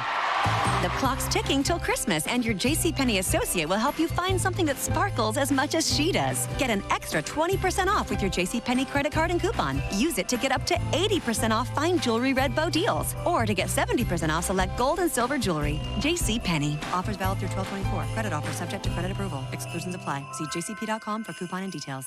Hey, everybody, it's Brent Martineau from Action Sports Jax. Thank you for making ESPN 690 the fastest-growing sports station in Jacksonville. Everyone is loving our in-depth coverage of the Jaguars, the NFL, and all things sports. Another thing our listeners will love, your business. Let's work together and get you on the fastest-growing sports station in Northeast Florida. Call ESPN 690 today, 245-8732. That's 904-245-8732. Grow your business today on the new ESPN 690. I'm John Ryder. The Seahawks were dealing with injuries at running back with Chris Carson and C.J. Prosise both out for the season. And head coach Pete Carroll confirming reports that Seattle likely to bring back Marshawn Lynch, who's spent parts of 6 seasons with the Seahawks. Seattle coming off a rare home loss yesterday to Arizona and have a major matchup against the 49ers on Sunday night. Seahawks quarterback Russell Wilson. The good thing is, we have a chance to win the NFC West. That's the reality. That's the truth. The truth is we got to play better, too, as well. So both of those things are real, and, I don't think there's anybody better than us to be able to figure out how to answer back. The Seahawks also expected to get back defensive end Jadeveon Clowney for Sunday night. The Eagles tight end Zach Ertz fractured a rib during yesterday's win over the Cowboys. No word yet on if he will be able to play on Sunday against the Giants. Eagles clinched the NFC East with a win. LSU star running back Clyde Edwards-Helaire has an injured hamstring. His questionable for Saturday's college football playoff semifinal against Oklahoma. Chick-fil-A Peach Bowl on ESPN TV and ESPN Radio as well, Saturday at 4 p.m. Eastern. Straight Talk Wireless runs on the same 4G LTE networks for up to half the cost. Get the unlimited plan with up to 25 gigs of high-speed data, then 2G for just $45 a month. No contract. Straight Talk Wireless, only at Walmart. Broadcasting live from the ESPN 690 Anajar and Levine studios. Anajar and Levine Accident Attorneys. Call 904-600-4000. That's 904-600-4000. ESPN 690. Jacksonville's home for ESPN Radio. WOKV Jacksonville. Listen live everywhere you go on ESPN690.com. ESPN 690, a Cox Media Group station. Brent Martineau. You see him every day on CBS 47, Fox 30, Action Sports Jags. Austin Lane. He's a former Jag star and current MMA fighter. Broadcasting live from the Anajar and Levine studio. This is Action Sports Jags on ESPN 690 and ESPN690.com. No, I mean, it felt, kind of like last week felt, where we were going to find our way, and it didn't happen for us this time. But that's, we can't just keep putting ourselves in this situation and expect to bail ourselves out every time. Well, that's been a big problem. Gardner Minshew talking about it. I mean, they cannot play from ahead, and this football team is so much better ahead. Every team's better ahead. But this football team is built to be ahead. Leonard Fournette, I thought, ran well yesterday. Caught the ball again. He continues to have a nice year, over 1,600 yards, starting to join some elite company in franchise history. One of the interesting stats, over 1,600 yards from scrimmage and 75 receptions. He joins Jimmy Smith. I mean, Leonard Fournette has more than 75 receptions on the season. I don't know what that says. I don't know if that's really, hey, nice job, Leonard, or what the heck are we constantly dumping it down to Leonard for and not throwing it downfield? I guess it could be a little bit of both. But they can't. What happened to this offense? Not that it was ever the Kansas City Chiefs, but even when Nick Foles went down, Gardner Minshew was moving this team up and down the field. And something in the last 6 weeks just stopped that. Go all the way back to the Houston game, and it all stopped. And quite honestly, they haven't lost a lot. They didn't have great tight ends to begin with. Okay, they lost a couple of tight ends. I mean, is Seth DeValve, when he went out for 3 games, is he that important to this football team? What am I missing? They don't have tight ends. They didn't have tight ends. They had very average tight ends to begin with. They had a hopeful tight end in Josh Oliver, and he never materialized. But they still were able to move the football up and down the field. And now I feel like I'm watching the 2011 Jaguars with Blaine Gabbert at quarterback when I wondered if he would get to 150 yards passing in a game, and that would be a milestone. And I'm not saying Gardner Minshew is looking that bad. I'm saying this offense looks that bad. They look non-threatening. Sure, DJ Chark missed the game last week. He's not 100% healthy. I mean, they've got some reasons, but not enough. Their offensive line has been healthy. If I told you at the beginning of the year this offensive line, no matter how you felt about it, would start and play and finish the season after last year going through 16 offensive linemen, there's no way in heck you would tell me the Jaguars are 5-10 and they've scored 22 points combined in the last 6 games in the first half. 6 games, that's 12 quarters, 22 points in those games in the first half. That is ridiculous.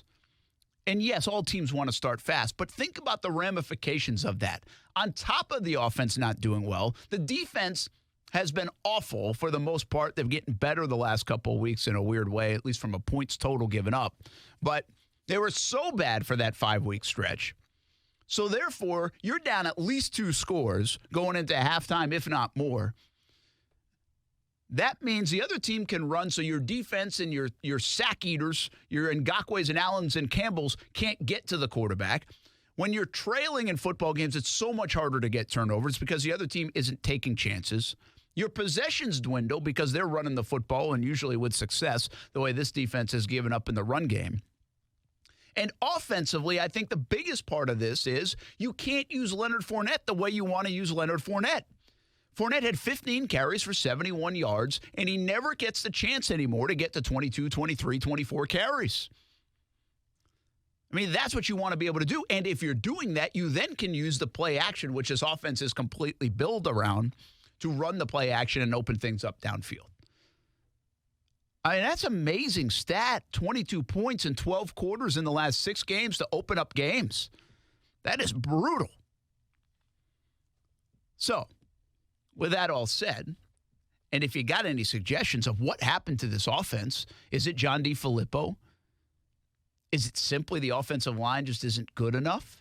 Is it the quarterback play has really not been that good? Are we ready to admit that it's really not been that good? It's had some moments here or there with Gardner in the game, but it's not that good? That's a common denominator in a lot of this. No doubt Minshew has been better in the second half for whatever reason.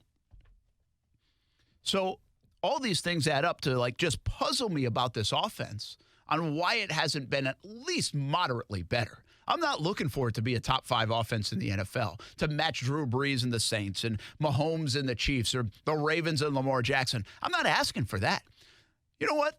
The Dolphins, the Bengals, the Redskins, and the Giants all put up 35 points yesterday. Just to let you know, I understand they were all playing each other, who are not very good football teams, but the Atlanta Falcons are not a very good football team. And even last week against a not very good football team in Oakland, it's not like they scored 35. So this is a lot on the Jags and less on who they're playing and what the opponent's doing and all these other things. And while I can tell you why the defense has been bad because, or at least give it an excuse, 1, they're playing from behind. 2, their linebackers have not been good this year, and now they're beat up. They have guys playing that they didn't think would be playing. I could give you Marcel Darius. I could at least find excuses. I have a hard time outside of tight ends finding excuses for this offense to be at least moderately better. My expectation level is not crazy here. So that's been a big problem.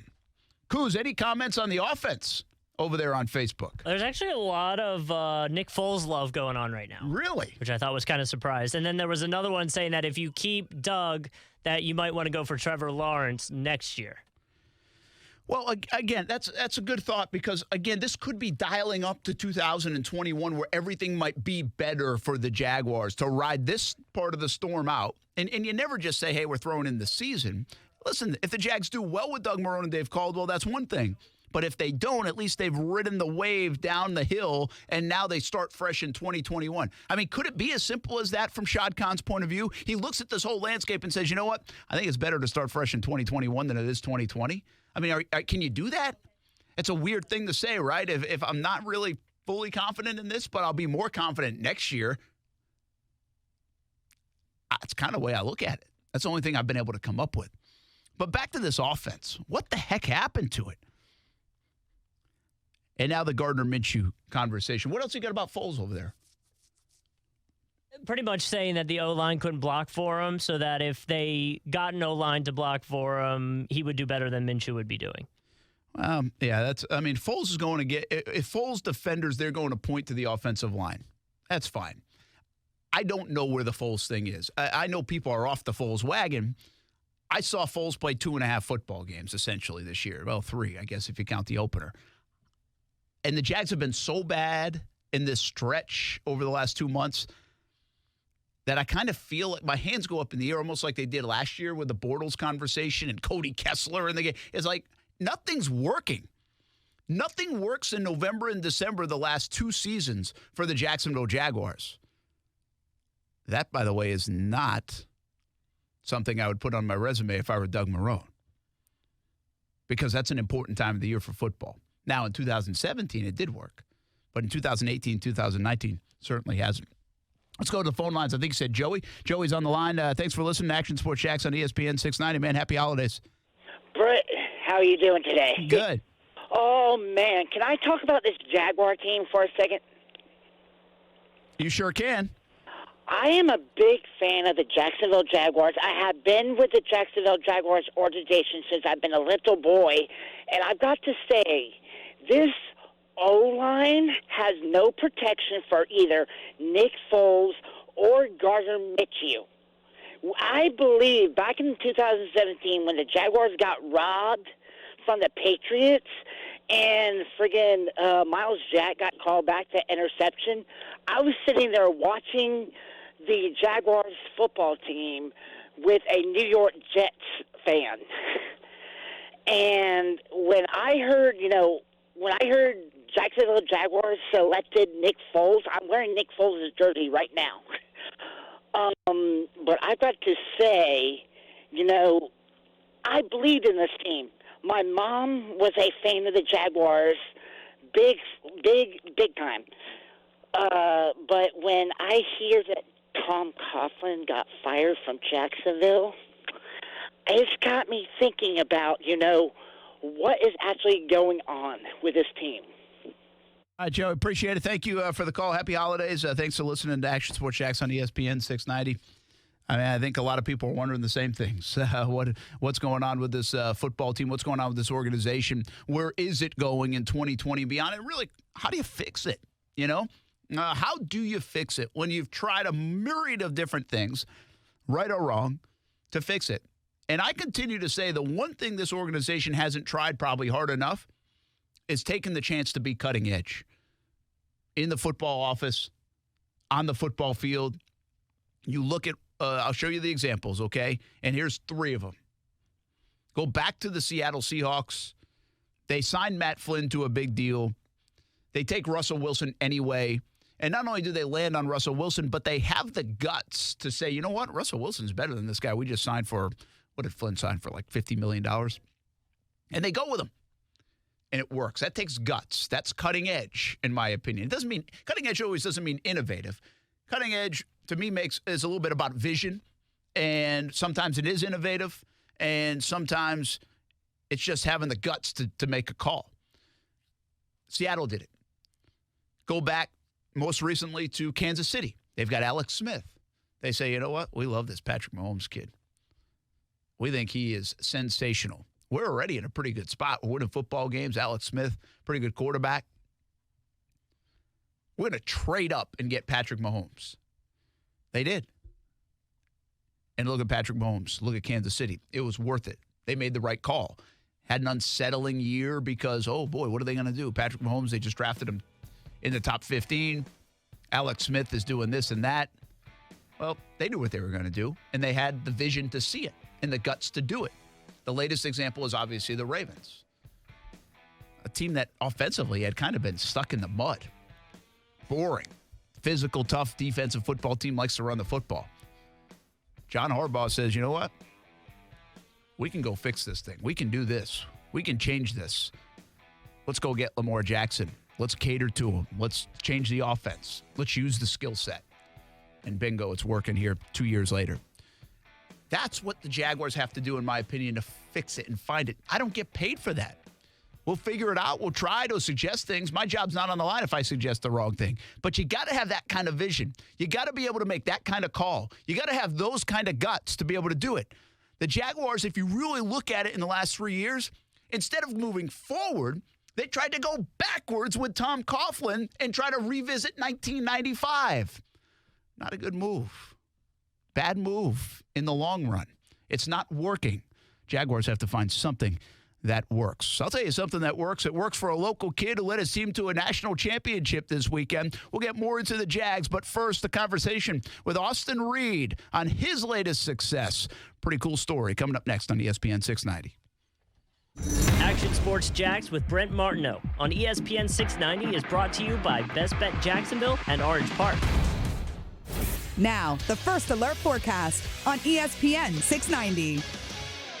Keep the umbrella handy today with occasional showers and temperatures in the upper 60s to near 70 degrees. Join me beginning at 5 p.m. for CBS 47 Action News Jax from the First Alert Weather Center. I'm Chief Meteorologist Mike Burrish. The Weather Center is brought to you by Beard's Diamonds. Where now through December 24th, get 20% off everything in the store, including loose diamonds, only at Beard's Diamonds. Hey, everybody, this is Brent Martineau. If you've received a letter from the IRS and can't pay them, things can get bad quickly. The IRS can seize your bank account, garnish your wages, and place liens against everything you own. If this is you, contact J. David Tax Law, a local firm right here in Jacksonville. Your first step to stop IRS harassment is a no-cost consultation. They explain exactly your options and how they will resolve your tax issue. Only highly experienced tax attorneys will represent you, and fee payment plans are affordable for everyone. Get the protection you deserve. Peace of mind is only a click or phone call away. The fastest way to get started is to call 904-507-4777. 904-507-4777. Or online at jdavidtaxlaw.com. The number again, 904-507-4777. Or online at jdavidtaxlaw.com.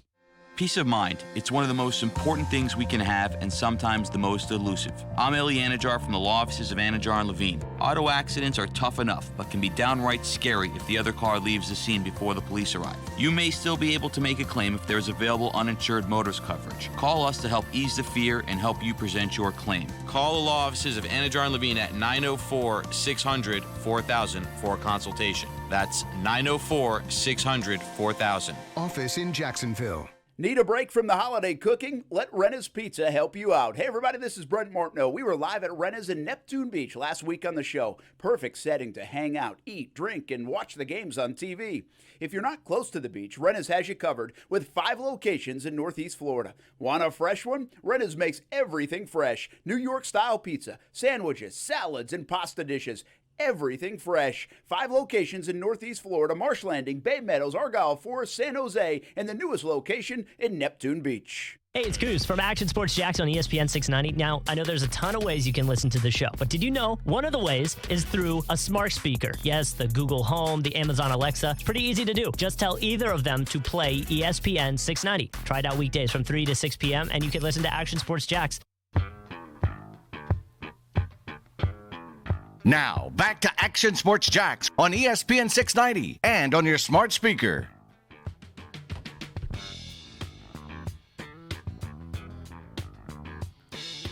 Hey, welcome back, everybody. Happy holidays. Brent Martineau, Coos along. Austin Lane will call us in just a little bit from the slopes of Wisconsin. I don't know how skiing really good in Wisconsin? Snowboarding good in Wisconsin? I'm assuming it is. I'd imagine. Yeah. Just don't it's probably forgotten area of the country when you think of skiing. I think of like New England states and then out Colorado's, Utah's, Wyoming's, Montana. I don't really think about Wisconsin. I mean, who would think about Wisconsin other than when you think about Austin Lane? All right now we're thinking about another Austin. Austin Reed from St. Augustine High School. Fantastic job with the Yellow Jackets as the quarterback. And most recently, just led West Florida to a national championship at the Division II level. I think it's been a fun story to follow. What a fall into early winter it's been for Austin Reed. What a performance. And congratulations, Austin. What a cool moment on Saturday for you guys to get the national championship. Thank you. Yes, sir. Yeah, it was pretty crazy. Not going to lie. It still doesn't feel real, but it was really special. Hey, man, this has been like a video game for you guys, especially the last month and a half. You've been putting up all sorts of crazy numbers. 6 touchdowns the other day, 399 yards, I think it was in the first half. How did you guys get this offense clicking so well? We have an extremely good receiving core. I felt like it was the best receiving core in the nation. I felt like we had a bunch of Division I guys who were playing at the Division II level. And everybody was firing on all cylinders. Our offensive line was blocking really well, and things were just really clicking for us. And how about your play? I mean, how much have you grown since we saw you in high school to be able to perform at this level on this stage? I mean, I know you're a confident player. You put a lot of work in. So many of you young players do. There's a lot that goes into it. But yes, sir. Would you even say you maybe even surprised yourself with some of these unbelievable performances? 100%. I didn't expect waking up on Saturday morning to throw for 500 plus and 6 touchdowns. That's for sure. I was just hoping to get the win one way or another. But I guess all the hard work pays off, all the praying, all the giving the glory to God, all of it pays off to eventually be able to put up those kind of numbers. And like I said, it's just surreal. It doesn't even feel like it happened. How did you end up at West Florida, Division II school? Because this is the part that I've kind of been raving about, Austin. I think you know it, right? You know when you experience it in high school and there's signing day and you're being recruited and you're a player that can play in college and you're like, I want to go here, I want to go there. And your buddies are saying, hey, I'm going to Florida, Florida State, or Georgia Tech, or all these places. And everybody you get that, I want to keep up with the Joneses. I want to play Division I football. I want to do this or that. Well, what I always think is you got to find your fit, man. And I know you had one stop in between, but it looks like you found your fit in West Florida. Tell us the journey. How'd you get there? Yes, sir, 100%. I didn't start until my senior year of high school at St. Augustine High School, and I feel like that may have put me a little bit behind the ball in recruiting, but had a great senior year, was fortunate enough to receive a couple Division I FCS offers, and then I chose to go to Southern Illinois University up in Carbondale, Illinois last year at Division I FCS school. I spent a year there. It didn't work out how I expected it to, but I learned in life a lot of things don't turn out how you expect them to. So it was all right. It was a good lesson to learn. Just going up there, growing as a man and a football player, and just spent my year there. But realized after a year it was probably best if I were to head out and go after a new journey. It just felt like SIU wasn't where I was meant to be long term, and so leaving SIU, I contemplated whether going to a junior college to go back to Division I or go to a Division II school back home, and just missing home and missing Florida. And after I went on my visit to University of West Florida, I just fell in love with the school immediately, and I felt like God was really calling me to go to that school. And I just, being a man of deep faith, I just trusted all that. I just trusted that God had a plan for me, and just to ride that plan and to trust Him with it. Austin Reed with us, quarterback for West Florida, just won a national championship on Saturday with the Argonauts, and record-breaking performances at the Division II level. 6 touchdowns in the game, threw for 523 yards in the win over Minnesota State, 399 yards in the first half. Hey, what's it feel like to be a national champ? Have you stopped smiling yet? I was actually joking with my parents last night. My cheeks actually hurt a little bit just from so much smiling. It's just crazy. Every player got a replica trophy, so I just got it sitting there on my counter right now, and I'm just like, every time I look at it, it's just like I can't even believe it. It doesn't even feel real. It's crazy. I don't think it'll hit me until we get those rings in a couple months. That's really cool. And now, if I've got this right, you just completed your freshman year. I mean, so you have 3 more years to go from an eligibility standpoint, right?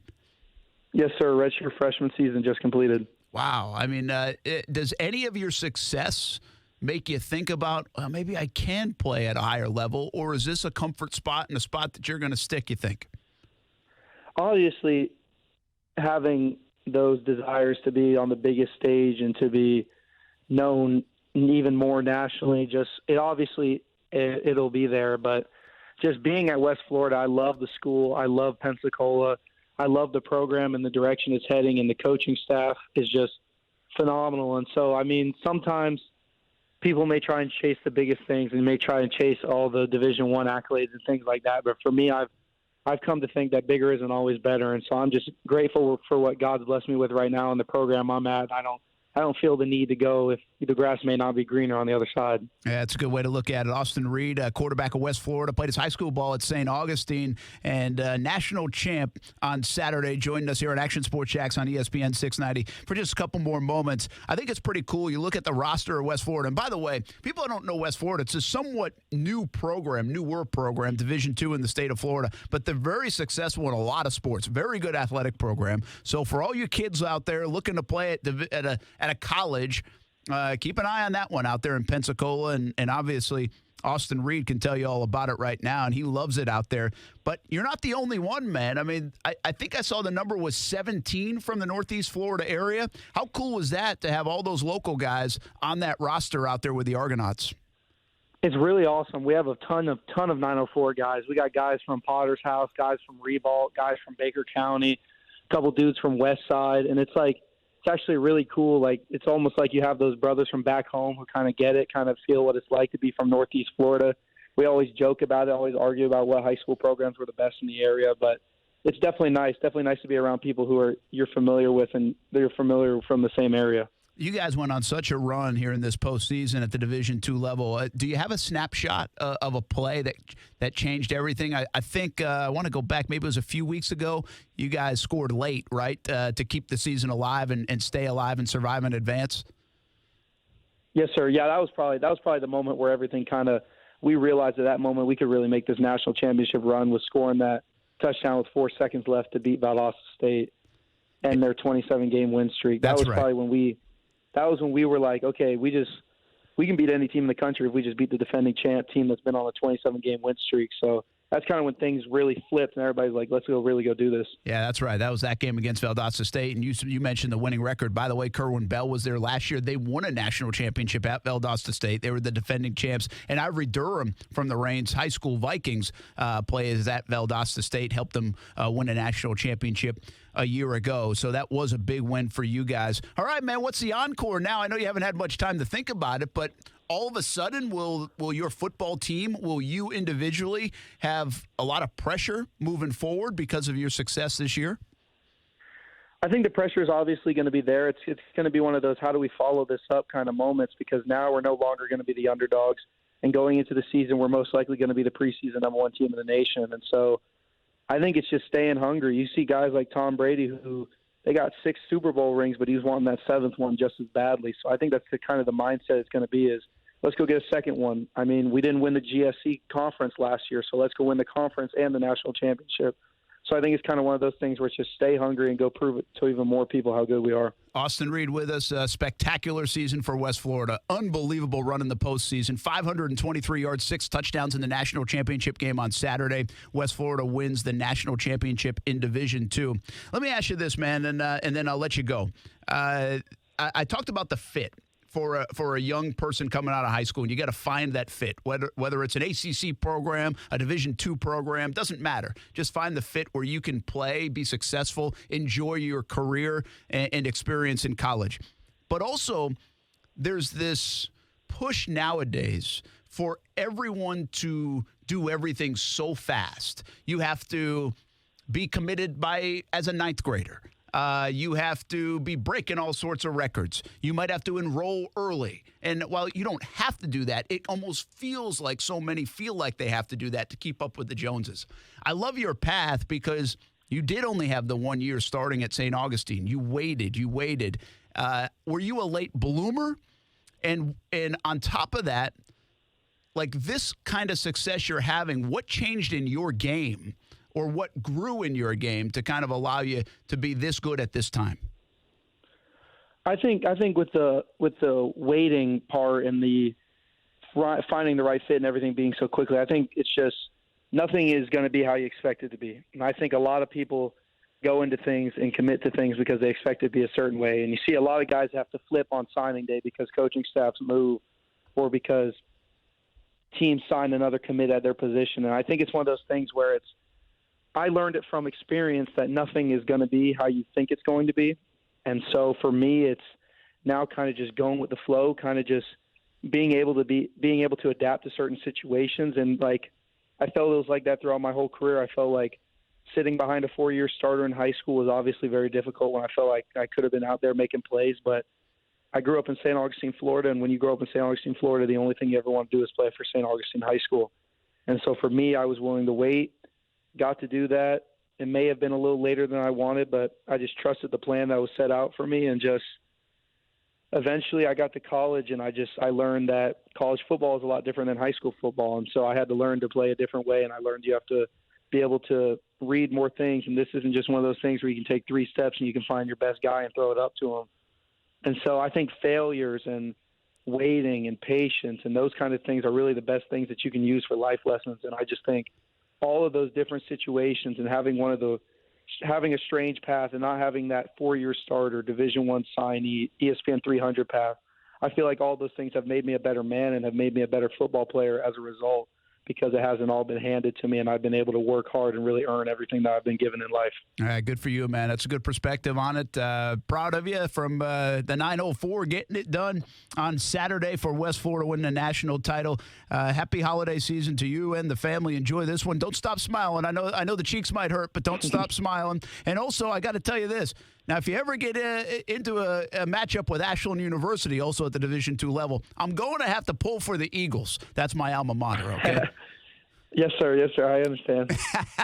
Continued success, man. Thanks for taking some time. Appreciate it. Yes, sir. Thank you so much for having me. All right, that's Austin Reed. Pretty cool story. I really like the story. Listen, we talk recruiting a lot. We talk about the decisions kids make. The sometimes it works, sometimes it doesn't. I just like this story. I think it's an example of go where you fit. Don't go just because you want to run out of a tunnel in front of 60,000 people, 80,000 people, 90,000 people. If you're willing to do that and then maybe not play or not have the best of experience, don't do it just for that reason.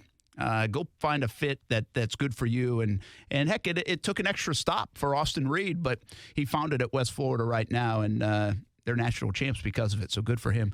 Congratulations.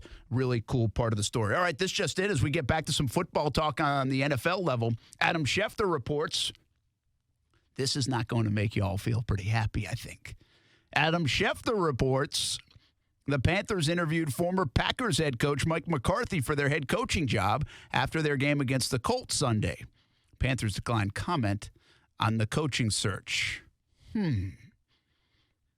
So now what you're saying is, why haven't the Jags fired everybody so they could interview Mike McCarthy? It's going to be a tough. If Doug Marrone and Dave Caldwell come back, it's going to be an internal battle here, and maybe even an external battle. But it's going to be a battle here amongst the fans. I'm talking like each and every one of you to kind of process all this stuff, all these interviews going on. Like, I honestly would be excited right now if the Jaguars were to interview Mike McCarthy or consider Mike McCarthy or at least be looking into Mike McCarthy. I'm not like this huge Mike McCarthy fan, but I like what he's done to reinvent himself in this year off. I think that's a good thing, not a bad thing. I like it. This is what I'm talking about when I say kind of cutting edge, a little bit different. He's trying. I don't know if it will work, but I wouldn't mind. Like, I would take Mike McCarthy now over Ron Rivera in a heartbeat. No problem.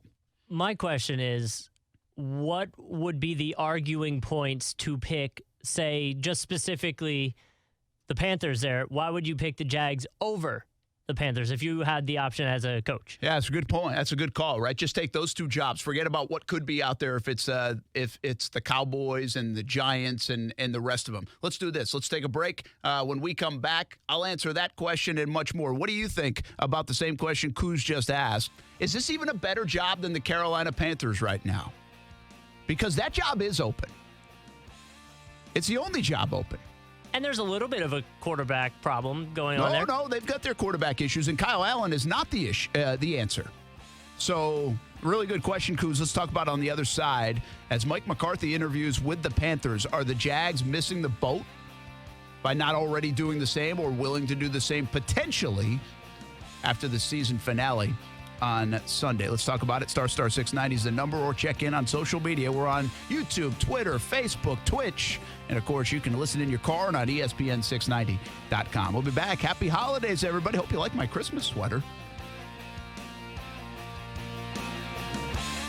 Go looking Wingo. Aaron Rodgers, as Stephen A. Smith likes to say, is a But how spectacular Aaron Rodgers was able to be. I mean, all we're going to remember is that freak show throw to Aaron Jones in the end zone. I don't know if it was a throwaway or not, but what it was magic. Aaron Rodgers looks like 2 straight weeks now. He's in the flow with Matt LaFleur. But if you're the Chiefs, you got to say to yourselves, we had every opportunity to win this game with our backup quarterback. That defense let him down. Go looking Wingo. Weekdays at 6 Eastern on ESPN Radio and ESPN2. Happy holidays from Mr. Chubby's Wings, the best wings in town. Hey, everybody, this is Brent Martineau. It's not just holiday season. It's football playoff time. It's bowl season. It's party time. So bring the party to Mr. Chubby's Wings. 2 locations, the West Side and Fleming Island.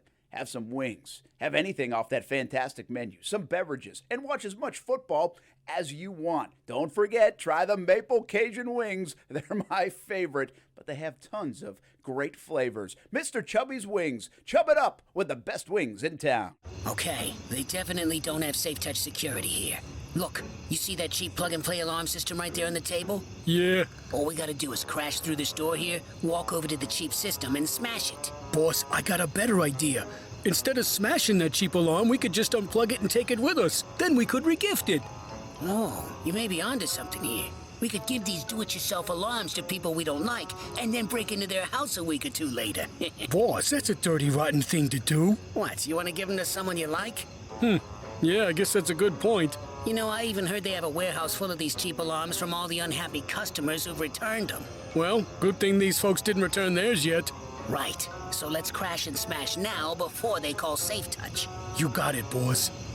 Crooks know to stay away from Safe Touch houses. Hi, I'm Lester Jackson, president of Safe Touch Security Systems. No one beats our technology or our price. Call Safe Touch today at 888-723-8682 or go to safetouch.com. State license number EF233. Alexa, how do I drive more customers into my business? First, people will need to hear about you. Okay. Then you need to be online where they look for you. Online, huh? Then you need to be involved in the community. Then you need to... Whoa. I don't have time for all that. I need to run my business. Alexa, can you help me find someone that can help me with online marketing? Okay, searching for a local team that can help. Local Solutions, your local marketing team putting you at the top of mind. Visit JacksonvilleLocalSolutions.com today and let us take your business to the next level so you can get back to running it. Local Solutions, powered by Cox Media Group. Marketing solved. Jumpin' Jack's House of Food is getting a new location. There's a new neighbor downtown, and they are bringing the best food with the best service in Jacksonville. Jumpin' Jack's House of Food already has 2 locations, San Jose Boulevard and Atlantic Beach. Now a third, this one downtown on West Adams Street. My little guy says it's the best burger he's ever had. Ty knows burgers. Jumpin' Jack's House of Food knows food. Check them out on jumpinjackshof.com, San Jose, Atlantic Beach, and in January, downtown on West Adams Street. Hello, all you hard workers. You listen to my show every Sunday morning at 8 a.m., and that show is Hard Worker with Pete the Job Guy. This show is dedicated to the workforce of today and tomorrow. So what does that mean? It's all about you. You listen to my show for tips to how to land that next step in your professional career, how to deal with difficult situations or a difficult boss, how to ask for a raise. My guests are some of Jacksonville's most influential people. So make sure you join me every Sunday morning from 8 to 9 a.m. on Hard Worker with Pete the Job Guy. The most wonderful time of the year deserves the most wonderful sale of the year. And for that, you gotta go see Arlington Toyota, where you can still get huge Toyotathon savings and pay up to 50% less on remaining 2019s. With over 1,000 new and used on the lot every day, that's a whole lot of Toyotathon savings happening right now at Arlington. How about a 2019 Toyota Camry? It's not $19,745. Now it's only $15,581. That's $15,581 for a pre-owned 2019 Toyota Camry at Arlington. Gotta have a 2019 Toyota RAV4? It's not $22,925. No way. Now it's just $19,481. Just $19,481 for a pre-owned 2019 Toyota RAV4 XLE at Arlington. Plus, you're going to get all the rewards and benefits of the Arlington Toyota $5,000 Advantage Club with your purchase. Toyotathon is on, but it won't last forever. Get in today and pay up to 50% less on remaining 2019s at Arlington Toyota. In person at 10939 Atlantic Boulevard and online anytime at arlingtontoyota.com. Visit arlingtontoyota.com/Toyotathon for offer details. Hey, it's Mike Golick from Golick & Wingo. Thanks for making ESPN 690 the fastest growing sports station in Jacksonville. Clearly, it's because I'm on every morning from 6 till 10 a.m. But this isn't about me. It's about your business. Get your business noticed today. First Coast is making the switch to ESPN 690, and there's no better time to get on our team than right now. Call ESPN 690 today, 245-8732. That's 245-8732. Grow your business today on the new ESPN 690. Say hello to your new secret advertising weapon, your own branded mobile phone number. Star Mobile provisions vanity mobile numbers prefixed by Star, providing audiences an easy way to reach your business. Give it a try now by dialing Star Mobile from your mobile phone. That's Star Mobile. At Action News Jax, we're here for severe. When storms threaten, put your trust in the Action News Jax First Alert Weather Team, led by Chief Meteorologist Mike Burrish, rated the most accurate for the last 13 years. The First Alert Weather Team is the only team of certified meteorologists in the Jacksonville area. That means we have the most schooling and training to forecast and predict severe weather. And that experience will keep you safe from a storm. Action News Jax First Alert Weather on CBS 47 and Fox 30. When the time comes to get your roof replaced, call Big Fish Roofing. We don't require any upfront deposits, and we are locally owned and operated by Jacksonville natives who have built their business on quality and integrity. At Big Fish Roofing, we know your roof is the first line of defense against the elements, so we make sure to deliver a quality project in a timely manner. You can find us at bigfishroofing.com or facebook.com/bigfishroofing, or give us a call at 904-685-8334. There's a new sports medicine practice in Jacksonville. Hi, my name is Stan Longenecker. Hi, I'm Dr. Grimsley. I'm Dr. Michael Adams. Ortho Edge. We don't use PAs in my practice. We believe that the patient pays money for a doctor and should be seen by a doctor. They're getting the most technologically available medicine there is. Ortho Edge. You're going to get a much better experience with your physician. We all see our patients every time. Find out more about us at orthoedge.com. We're in the DePaul building attached to St. Vincent's Medical Center, Riverside. This is the Stephen A. Smith Show. I have no doubt in my mind that Eli Manning will end up for the Hall of Fame. I also have no doubt in my mind that he doesn't deserve it. The Stephen A. Smith Show. Weekdays at 1 on ESPN Radio and the ESPN app. Now, back to Action Sports Jax on ESPN 690 and ESPN690.com. Yeah, anytime a team just get up on you on 14 in the first quarter, man, it's just tough. It's just tough. We got to scratch and claw our way back. We just didn't get the job done. No, they didn't. No, they haven't. It's interesting, all the response to Doug Marrone, and they like Doug, and they appreciate how he's handled things. And, you know, even Doug Marrone said, hey, you kind of hope every player in the league would say that about you. I just still can't get over the fact this team responded the way they did after 4-4. You don't even have to be that good of a football team, but to go 5 games like that is one hell of a response to a guy that set everything up for you on the table to get you to 4-4 with everything else going on and inside the building, in the Jalen Ramsey stuff. Still can't get over that part of it, but it comes back to Marrone at the end of the day. If you listen to me, I know everybody loves to point at the front office and the coaches and everything else. I still believe it's a players' game, and this has to be on the players to some degree. They just don't take the brunt of it. And that's not a defense mechanism for the coaching staff either. They deserve some of it, no doubt. I mean, I've said Doug Marrone deserves praise for the job that he did to get him in that position, but he also deserves a lot of blame because whatever he did to get him in that position didn't work. It backfired. They lost 5 games in a row by 17 points or more. And that's really the hardest thing for me when it comes to Marrone staying, if we just look at that piece, is that 5-game stretch. I mean, that's when you want to be in a position, you want to play your best football, you got to get it done. And they laid such a big egg that was the biggest egg they've ever laid in a 5-game stretch in this franchise's history. And there's a lot to contend with here in Jacksonville when it comes to those kind of numbers. By the way, Dante Fowler Jr. not holding back today on social media. Or did he delete some of these? Maybe he deleted some. Dante Fowler Jr. has been active on social media. I can't find the one. He mentioned something about Doug Marrone and Todd Wash and I think Gus Bradley as well, and has since gotten off of Twitter. So that was interesting, at least for the short term. All right, Kuz asked a question before we hit the break, and it's a good one. I just shared the news that Adam Schefter is reporting, and now I think multiple folks are reporting, that the Carolina Panthers interviewed Mike McCarthy this weekend for their head coaching vacancy. And so Kuz said, okay, if this job was open, which would be the more attractive job coming in? It's a great question. I mean, think of Carolina. They've got a quarterback situation that's not a fun one right now either. Not at all. Kyle Allen looked to be the part for about 4 games, so much so they said, where's Cam Newton going to go? Now everybody's like, wait a minute, don't take the key card away from Cam just yet. Let's make sure we figure out what we're doing here. But Cam Newton's been banged up. He's had some fantastic years. He's been wildly inconsistent in my view, and now he's banged up. His style of play is, I don't think you can trust he is going to be available going forward. We will see with the Cam Newton situation. You have Christian McCaffrey. You have some players on that roster, but there's also some aging players like Olsen and Kuechly. I don't know if I love that roster. I mean, this roster at least has some youthful parts to it at key spots. Running back, a wide receiver. That might not be a one wide receiver, but he's a solid 2 wide receiver. Right tackle, I think, is going to be a good player. I know he hasn't had unbelievable weeks week in, week out, but I think he's going to be a good player, Jawan Taylor.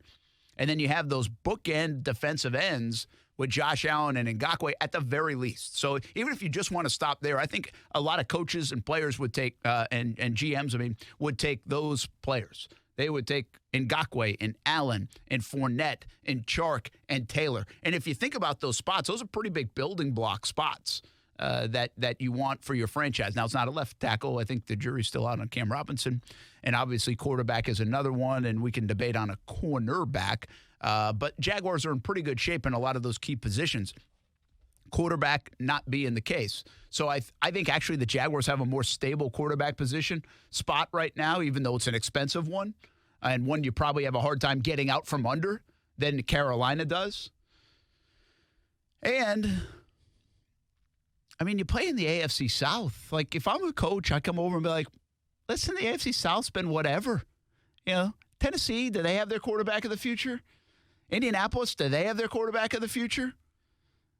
Houston, Deshaun Watson, they're good, but they've been wildly inconsistent. It's not like I'm going to the Patriots division. Not like I'm going to the San Francisco 49ers, Seattle Seahawks division. Not like I'm going to play Aaron Rodgers every year or the Chiefs. I think it's a pretty good division to kind of jump on board and be able to hey, shoot, man, you can get in at 9-7 some years. And the NFC South is way more competitive, I think. But Breeze is on his way out. But the Saints seem to always be a factor, and they have a lot of talent.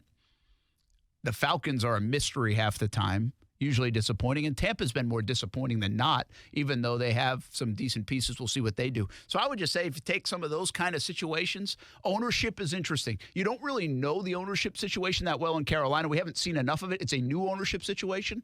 Shad Khan, I think, is going to give folks that work for Shad Khan here in the football side, I think gives them everything that he can give them. Plus maybe a little bit of a spin on the Kismet. So, it's Jacksonville. It's Charlotte. 18 draft picks coming up in the next 2 years. I think Jacksonville's a better spot. Yeah, I do. I think Jacksonville's a better spot. What I'm trying to do here and why I'm a little tempered is I hate to be Homer guy about it. And I'm trying not to do that. But I think I just gave you a bunch of examples why I would say I think I'm accurate. I think if you lined this job up next to the Panthers, I think this is a better job. Misty responded saying that it was the Panthers because of the culture that they've shown this year compared to the Jaguars' culture, potentially. What, aren't they like 5-10? Yeah, but I guess news-wise, Jaguars have had some situations going on. Yeah, and that's fair. And if that's your only, how significant is that?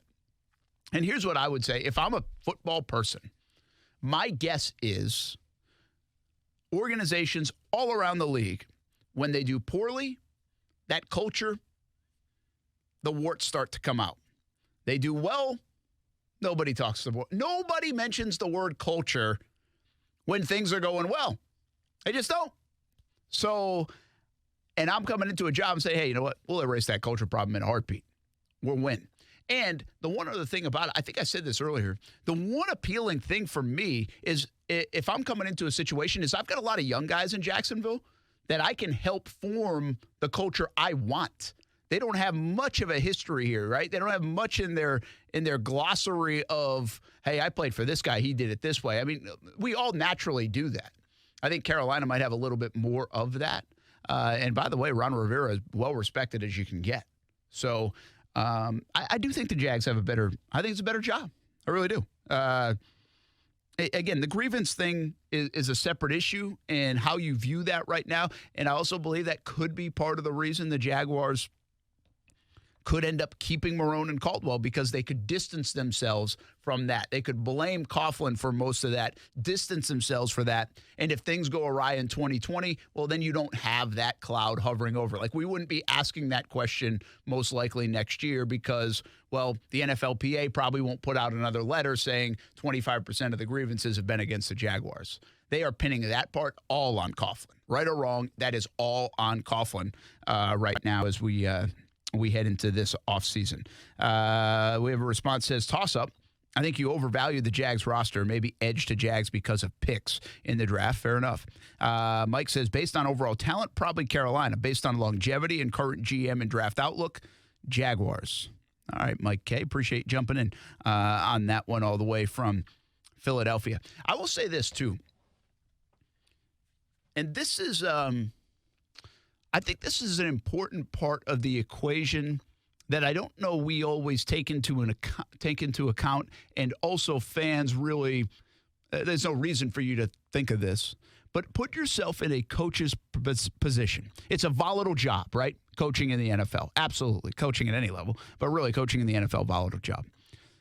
Sometimes they fire you after 1 year. You know, Freddie Kitchens, he going to be around after this year? Who knows? That's just the way it works. Now, you usually end up with a pretty nice check, go sit on the beach for a while or get another job, and it's not bad. I mean, I'm not feeling sorry for you, but I'm saying it's a volatile job. If you had the Pittsburgh Steelers job open right now, and everybody would come calling, not because of the history of it, but they also would come calling because they know the owner is very patient. Ownership has said, you know what, we are not going to, on a dime, just fire you. They've had 3 coaches in like the last however many years. It's an incredible run. Again, success matters in that. It's not like they've all been bad. But I think Shad Khan has tried to showcase that here in Jacksonville, even in bad times. I think one of the reasons they did not fire Gus Bradley in 2015 is because that would have been a bad look to coaches that would eventually like to come to Jacksonville, because the coaching circle is tight, and they would know that. Are you kidding? Like, you gave Gus Bradley that roster in year 1 and 2, and you expected him to win in year 3, and when he didn't, you canned him? That's the way it would be viewed in the coaching world. That's why that's not the only reason, but I think that's one of the reasons why they gave Gus Bradley another year, because you kind of have to set the temperature of the way you're going to be as an owner. And I think Shad Khan has showed patience. Now, you're going to throw at me Gene Smith and Mike Mularkey. I think the big difference with that one is Gene Smith and Mike Mularkey, they said they could win. Right then, they thought they were ready to win, and it blew up so badly that I think that really ticked off Shad Khan. I think he's like, well, you told me we could win, and we went 2-14. What are we doing here? Well, I think when Dave Caldwell took over, he said, listen, this is going to take a little bit. And he was right. It took a little bit. So my point in all of this is showing Doug Marrone another year, whether it works or not, showcases to potential coaching candidates that, hey, I'm going to give you some time. I'm not going to pull the plug on this thing in a year, in 2 years.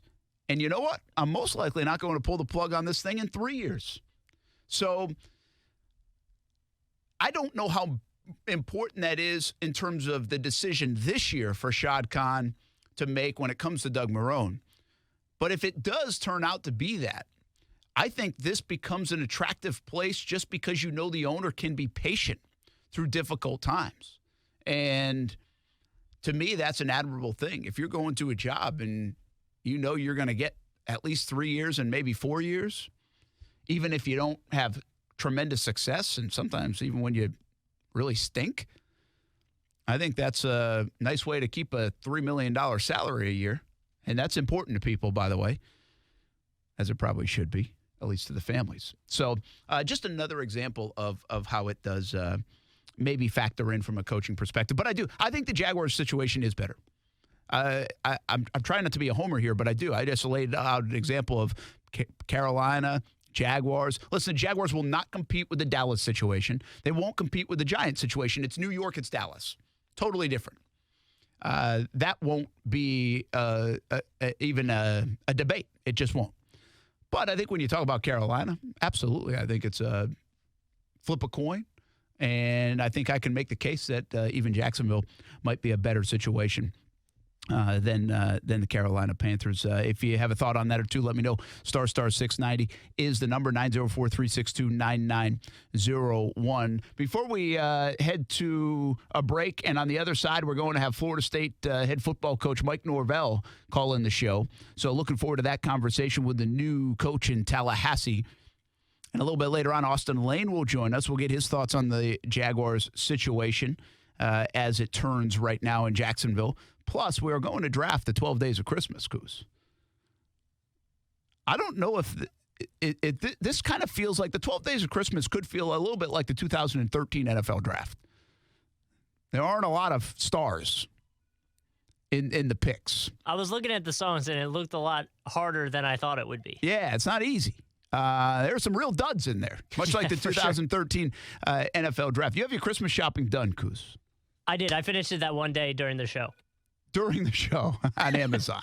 So you're an all Amazon shopper. Yeah, one go. We were good. Does anybody shop anything else but Amazon when they go online? I mean, I used to. Like, I would look up, like, good gifts for mom, and, like, just whatever website would pop up, I'd go there. So, like, that's kind of where I would end up with it. But now I'm kind of all Amazon. I got you. Get that phone. We'll finish up this segment and get to a break in a moment. But, you know, I was thinking of something today. I actually went to the bank today. I needed some cash, and I went to the bank. It had been like the first time in forever that I'd gone to the bank. It's amazing how much you just don't need cash anymore. I used to like going to the bank. I was the last person this building to not get direct deposit. I think I've told that story. I didn't even have an option. Yeah, I don't even, do you have an option anymore? I don't think I did. When I got hired, it was automatically like... Oh, was it? Yeah, I think so. I used to like going to the bank, dropping that check off. Back home I did. They always gave me cookies. As a kid, you go get the lollipop. Yeah. Right? Usually it's pop. I didn't know you get cookies now at the bank. Yeah. I did stop by the bank, though. Need a little cash. Thank goodness for Venmo and the Cash App and a lot of credit cards. Hey, when we come back, Florida State football coach Mike Norvell. The first couple weeks going as the new man in Tallahassee. That's next on ESPN 690. Fact. About half of all men will experience ED or PE. Fact. Both ED and PE are highly treatable. Fact. A safe, effective treatment is just a call away. At Prime Men's Medical Center, our highly skilled doctors guarantee results on your first visit, or there's no charge. Listen to a specialist in men's health. I'm Dr. Rabinsky. If Viagra, Cialis, or Levitra have let you down, the treatments at Prime Men's Medical Center work immediately, regardless of your age or medical history. You'll receive custom blended medications designed just for you. They're safe and effective with no pain and no surgery. Patients are lasting 30, 60, 90 minutes or longer. And best of all, the treatments are affordable. Men, if you want to last longer in the bedroom, schedule a private consultation with the experienced physicians at Prime Men's Medical Center. 904-206-8105. 904-206-8105. That's 904-206-8105. Sometimes for inspiration, you just have to look up. For more than 60 years, the Goodyear blimp has fueled greatness on the gridiron by providing aerial coverage of some of the most legendary moments in college football history. When the Goodyear blimp rises above a stadium, it inspires players to reach higher and rise to the challenge of the game's biggest moments. Now it's your turn to go further with Goodyear. Discover tires made to rise above the rest. Learn more at Goodyear.com. Goodyear, more driven. What did you buy Tasha for Christmas? Cookbook. Oh, fumble. What do I do? JCPenney's got you covered. The clock's ticking till Christmas, and your JCPenney associate will help you find something that sparkles as much as she does. Get an extra 20% off with your JCPenney credit card and coupon. Use it to get up to 80% off fine jewelry red bow deals, or to get 70% off select gold and silver jewelry. JCPenney. Offers valid through 12/24. Credit offer subject to credit approval. Exclusions apply. See jcp.com for coupon and details. It's a celebration you won't want to miss. The 75th Tax Slayer Gator Bowl on Thursday, January 2nd, 7 p.m. at TIAA Bank Field. This year's matchup will feature a team from the SEC pitted against an opponent from either the ACC or Big Ten Conference. Let's fill the bank and pay tribute to 75 years of Gator Bowl history. Special anniversary offer includes 4 game tickets, a parking pass, and game program for only $75. Package is now on sale at TaxSlayerGatorBowl.com. When you owe IRS or state sales tax and can't pay, call J. David Tax Law for effective tax help. J. David Tax Law can stop IRS or state collection actions and protect you from financial ruin. Call J. David Tax Law for a no-cost consultation at 904-507-4777. That's 904-507-4777 or at jdavidtaxlaw.com. Peace of mind is only a click or a phone call away. ESPN Radio Sports Center. I'm Shad Ryder with breaking NFL news. ESPN's Adam Schefter reports that former longtime Packers head coach Mike McCarthy interviewed for the Panthers head coaching opening following yesterday's Carolina loss at Indianapolis.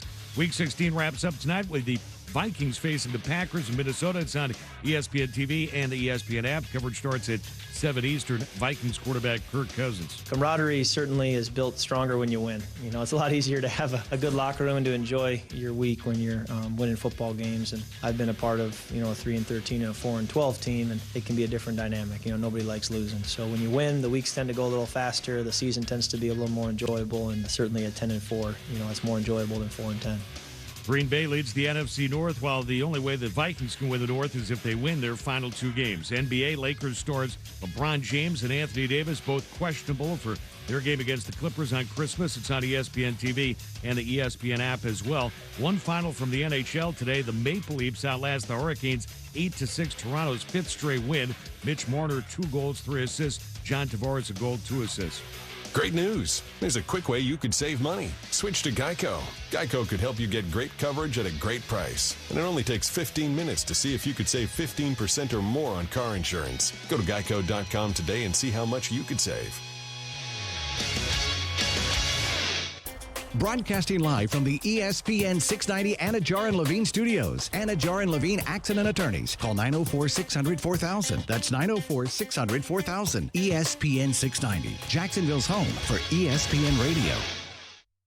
WOKV Jacksonville. Listen live everywhere you go on ESPN690.com. ESPN 690, a Cox Media Group station. Brent Martineau. You see him every day on CBS 47, Fox 30, Action Sports Jags. Austin Lane. He's a former Jag star and current MMA fighter. Broadcasting live from the Anajar and Levine studio. This is Action Sports Jags on ESPN 690 and ESPN690.com.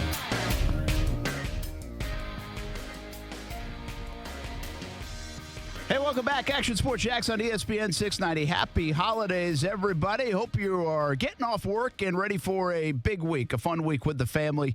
Hopefully you get a chance to watch some football, chill out, and spend time with the ones that you love. Brent Martineau here. Coos is along. Austin Lane will join us in a little bit. He's up in Wisconsin, actually. And right now we are pleased to be joined by new Florida State football coach Mike Norvell here on ESPN 690. Coach, happy holidays. Thanks for taking some time a couple of days before Christmas. Same to you guys. Appreciate you having me on. No doubt. All right, give us a sense of what's this last few weeks been like. A whirlwind, I'm sure, for you and everyone you're associated with, but you having fun with it or what? Absolutely. It's been a 40-yard dash right out of the gate. So it's been an incredible reception.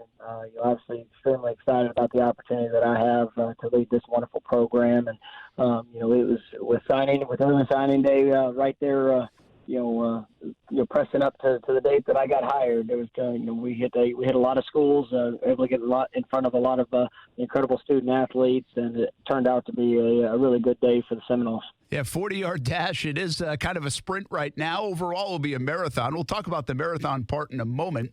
But first, the sprint part. How difficult is it now with the early signing day right around Christmas time, especially when you do change jobs as a coach? That's got to be a big-time challenge. Do you feel like you lose a year, or you just really got to do the best you can to catch up in that current year?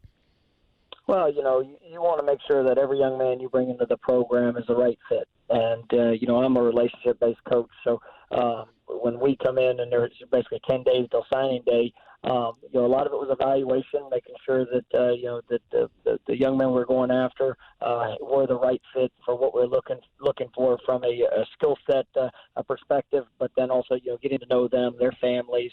There's not really much time for a recruiting speech, but I just tried to open my heart and let them know who I was. Present the vision of where Florida State football is going to be going, and we were fortunate enough to be able to attract some great young men, and also with young men that had been committed to the program, just to give them comfort for what was to come as well. Overall, I thought you did a nice job on the recruiting trail, getting a couple quarterbacks signed as well. We'll get into that a little bit more. Mike Norvell, Florida State football coach with us. You said when you were with these families and young men, said what Florida State is all about and where it's going. What does that sound like to you? What does that mean to you? I mean, this is one of the great programs in all of college football. You look at our tradition, fan base, the projection of where this program has been, but the potential of where we can take it is what makes it special. And the brand, I know I said in my opening press conference, it's an iconic brand, and there's a great deal of excitement when people talk about Florida State football and what it has been in the past, and I'm absolutely certain and passionate about the process of where it's going to go to get us back to that point. And so it's been a great transition. Everybody that I've met, just the reception that has been given is something that I'm very grateful for, and obviously excited for the next step ahead. Mike Norvell, new Florida State football coach with us on Action Sports Jax on ESPN 690. Sometimes I think recruiting for the outside looking in, and I'm not talking your world, Coach, but I'm just talking maybe our world or even the fans, kind of seems like the sales business, the pitch business. Well, we had Jeff Sims in, Sandalwood quarterback, obviously was committed to Florida State and ends up going to Georgia Tech, but that was after a conversation, a heart-to-heart with you and him. I think you came to Jacksonville for that meeting. What is that part of it like when you have to be up front with a young man and say, hey, this is what's best for us, this is what's best for you, but that doesn't always mean maybe coming to our school? Well, I mean, I try to be open and honest with every young man and family about what the expectations can be, and it's I think obviously Jeff is a phenomenal quarterback, does a lot of great things, and we were able to have just a real heart-to-heart conversation, and I think we talked about his future, talked about what that was going to look like, and then every young man has a choice of what they want to do and what they're going to look at moving forward, and for us it doesn't matter if it's a young man that we sign or the young men that go other places. I just want to be open and honest with them of what the expectations should be, and that's how I've always recruited. That's that's kind of just who we're going to be, and so I'm excited about the young men that we were able to bring into the class. I think they are the right fit for what we're looking for. Yeah, I think it's a good way to be. Mike Norvell with us on Action Sports Jax on ESPN 690. Coach, I know you probably do a ton of interviews, so you might not look back on this one, but we're on Facebook and YouTube and Twitter, and if you ever see this interview, I'm wearing the ugly Christmas sweater thing, so I want to let you know I have better style than this most of the time. I'm not always in this kind of outfit, but we appreciate you being on with us nonetheless, even on the video channels there on ESPN 690. What did you get in the quarterbacks that you signed? Obviously, that is something every football program needs, every coach needs and wants to be successful. Tell us a little bit about the young men you signed here in December. When you look at the two young men, I think they're both extraordinary character, great students of the game. I'm excited about the potential that both of them have. Tate Rodemaker from Valdosta, Georgia, had a stellar high school career. He's extremely accurate. The son of a coach. He's a young man that has, I think, a huge potential in front of him. He committed to us the right before the first weekend, so we were excited about that. And then to be able to have Chuba Purdy, a four-star quarterback from Arizona that was previously committed to another school in our conference, and I believe he's a special quarterback as well. He's a kind of a dual threat It's great accuracy, arm strength. Both these guys, their football IQ is extremely high. So, but then when you see the playmaking ability, not only when things are clean and everything's great for them in the pocket, but when things break down, the ability to be able to extend plays and hurt people with their legs. That's what I think both these guys bring to the table. You just mentioned the flip from a rival in conference. How much catching up do you think you have to do as you look at this? Obviously, Clemson's been so good in the ACC, but now Dan Mullen's got it going at Florida. I mean, you want to be good against your rivals. That's part of the success. In your view, how much catching up do you have to do with some of the teams that you'll compete with year in, year out, and also that the fans really rally around trying to beat in terms of rivalry games? For us, it's just making sure that we're getting better within our program every single day. And I try not to get carried away with what others are doing, outside of our walls. If we can focus on being the best version of ourselves and making sure that we're attracting the right student athlete into our program, and then when they get here to develop them at a high level, I've got a tremendous amount of faith in this team and the coaching staff that we've been able to assemble, and I believe that we'll compete at a very high level. As you look at this roster, 300-pound young men that are athletic are very hard to find. It's hard to find in the NFL. It's hard to find in high school. It's hard to find in college. But Florida State and Tallahassee, it's really been difficult to find good offensive line play. As you looked at this and maybe watch them on film or you look at it right now, do you like what you have? Is there a lot of ground to gain in that respect on the offensive line? And how important to what you want to do is having that offensive line be productive and good? Well, I think you always look at both sides of the trenches. Offensive, defensive line. That's what we want our program to be built off of. I like the talent of what I've seen. We've got some great young talent guys that were kind of thrown into the fire early in their careers, for us, it's about continuing to attract that type of young man that can come in and be impactful early, but also develop through their career. And so that's going to be a big point of emphasis, for us, and making sure we're putting them in a position to be successful. And then make sure that with each young man that we also sign and attract here to Florida State, they fit the bill and the mold of what we're looking for. And I'm very confident in what we're going to be able to do in that regards as well. Mike Norvell with us, Florida State head coach here on Action Sports Jax on ESPN 690. I know Memphis has a special place in your heart. It should. Fantastic job you did there. And you hand the program off to Ryan Silverfield, and you probably know this. He's a local guy here in Jacksonville from the Bowl School. How comforting is it that you hand it off to someone like that? Because I'm sure you want to see Memphis do well, even though you're no longer there. Oh, there's no question about it. And Ryan it's a special situation because Ryan came into Memphis, it was a part of my first staff. And so he was a part of how we built it. The culture, the values that were in place are something that were dear to his heart. He was my deputy head coach there, so played a vital role in us being able to get the job done there at the level that we were. And so for them to give him the opportunity to carry it on is something that I take a great deal of pride in. And I'll be rooting from afar here in Tallahassee. So just definitely want the best for that program. You're a Texas guy, born in Irving, Texas. I want to ask you about the Cowboys. Don't worry about that. But will you be able to pull on some of your ties in Texas? You've got a great recruiting state here in Florida. How does that work? Explain that maybe to the listeners a little bit. I mean, you want to be able to recruit everywhere, but obviously you're talking about two hotbed areas in Texas, and now you live in one in Florida.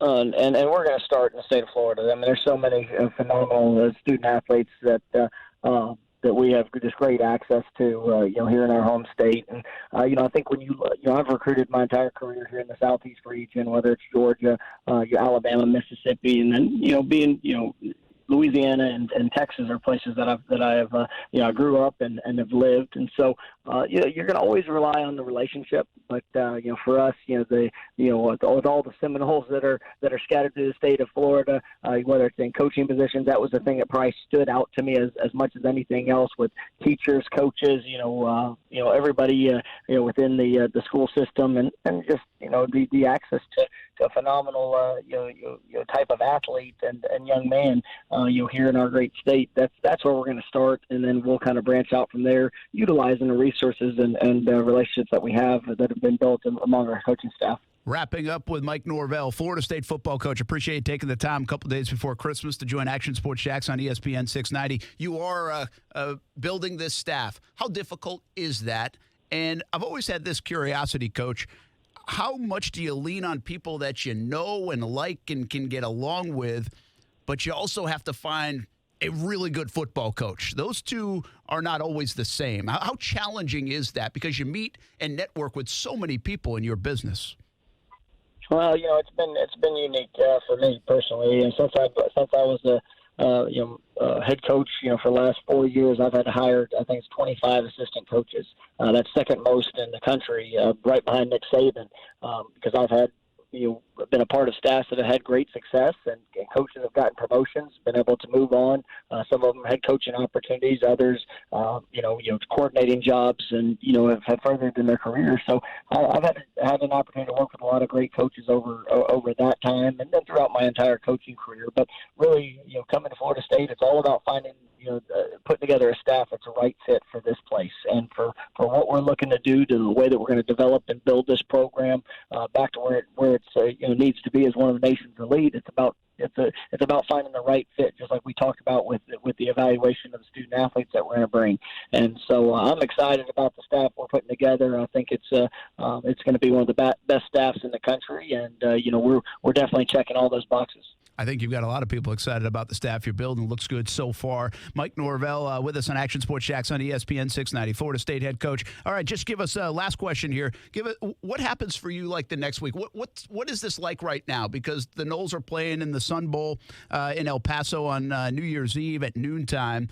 Are you kind of watching things, looking at things, involved in meet? How is this role right now in this transition period? Can you give us a little bit of an illustration? Yeah, my job since I accepted it, a couple Sundays ago is truly been focused on the personnel, and I'm here to support in every aspect for the bowl game. But I will not be coaching in the bowl game. I'm going to I'll join the team there the day before, and obviously be there to support them. But they're in great hands right now, and my job is to make sure that I've been able to finalize the last few pieces of our staff, and this last week was great because I was able to sit down with every current player on our team and have about a 15-minute meeting with them to get to know them a little bit and let them fully understand what the expectation is going to be here moving forward. And I just couldn't be more excited about the opportunity we have in front of us. But that's kind of what I'm going to be doing. And I actually came back to Memphis here there yesterday, and so I'll get to spend Christmas with the family, and then we'll be right back on the road, getting back down to Tallahassee and building everything up for the spring semester for when it begins here on the January 6th. Well, I know Noles fans are fired up. Enjoy the family time for a couple of days. Happy holidays. We appreciate you taking some time, and I got a lot of talent over here in Jacksonville, Coach. So I think we'll see you from time to time here on the First Coast. Oh, absolutely. And thanks for having me on, and have a Merry Christmas, and go Noles. All right. Appreciate it. Mike Norvell, new Florida State football coach. Obviously comes from Memphis. A lot of stops along the way. 38-year-old Mike Norvell. I think this guy's going to be good. And I think Noles fans are pretty fired up. The staff looks good. Couple quarterbacks signed. No doubt about it. The Noles have to fix that offensive line. They have to find a way to get better there. I mean, it's as simple as that. They have not been good there in a long time, and they have to get better there. I think FSU fans are pretty fired up, pretty excited about Mike Norvell. I would be too. I think he's going to be a fantastic find for the Florida State football program. All right, we're going to take a break. When we come back, Action Sports Jax on ESPN 690 rolls on with a couple of thoughts. Cruz, I want you to jump in on this one. I kind of liked what Isaiah Thomas did. Should I or should I not? I did not like what Jalen Ramsey did. And I know I'm not alone here in Jacksonville on that front. Plus, the 12 Days of Christmas draft. And we'll share a Christmas memory with you as well. Star 690 904 362 9901 if you want to jump in. Brent Martineau is hanging out on a Monday, a couple days before Christmas. Thanks for hanging out with us on ESPN 690. Action Sports Jax with Brent Martineau on ESPN 690 is brought to you by Best Bet Jacksonville and Orange Park. Now, the First Alert forecast on ESPN 690.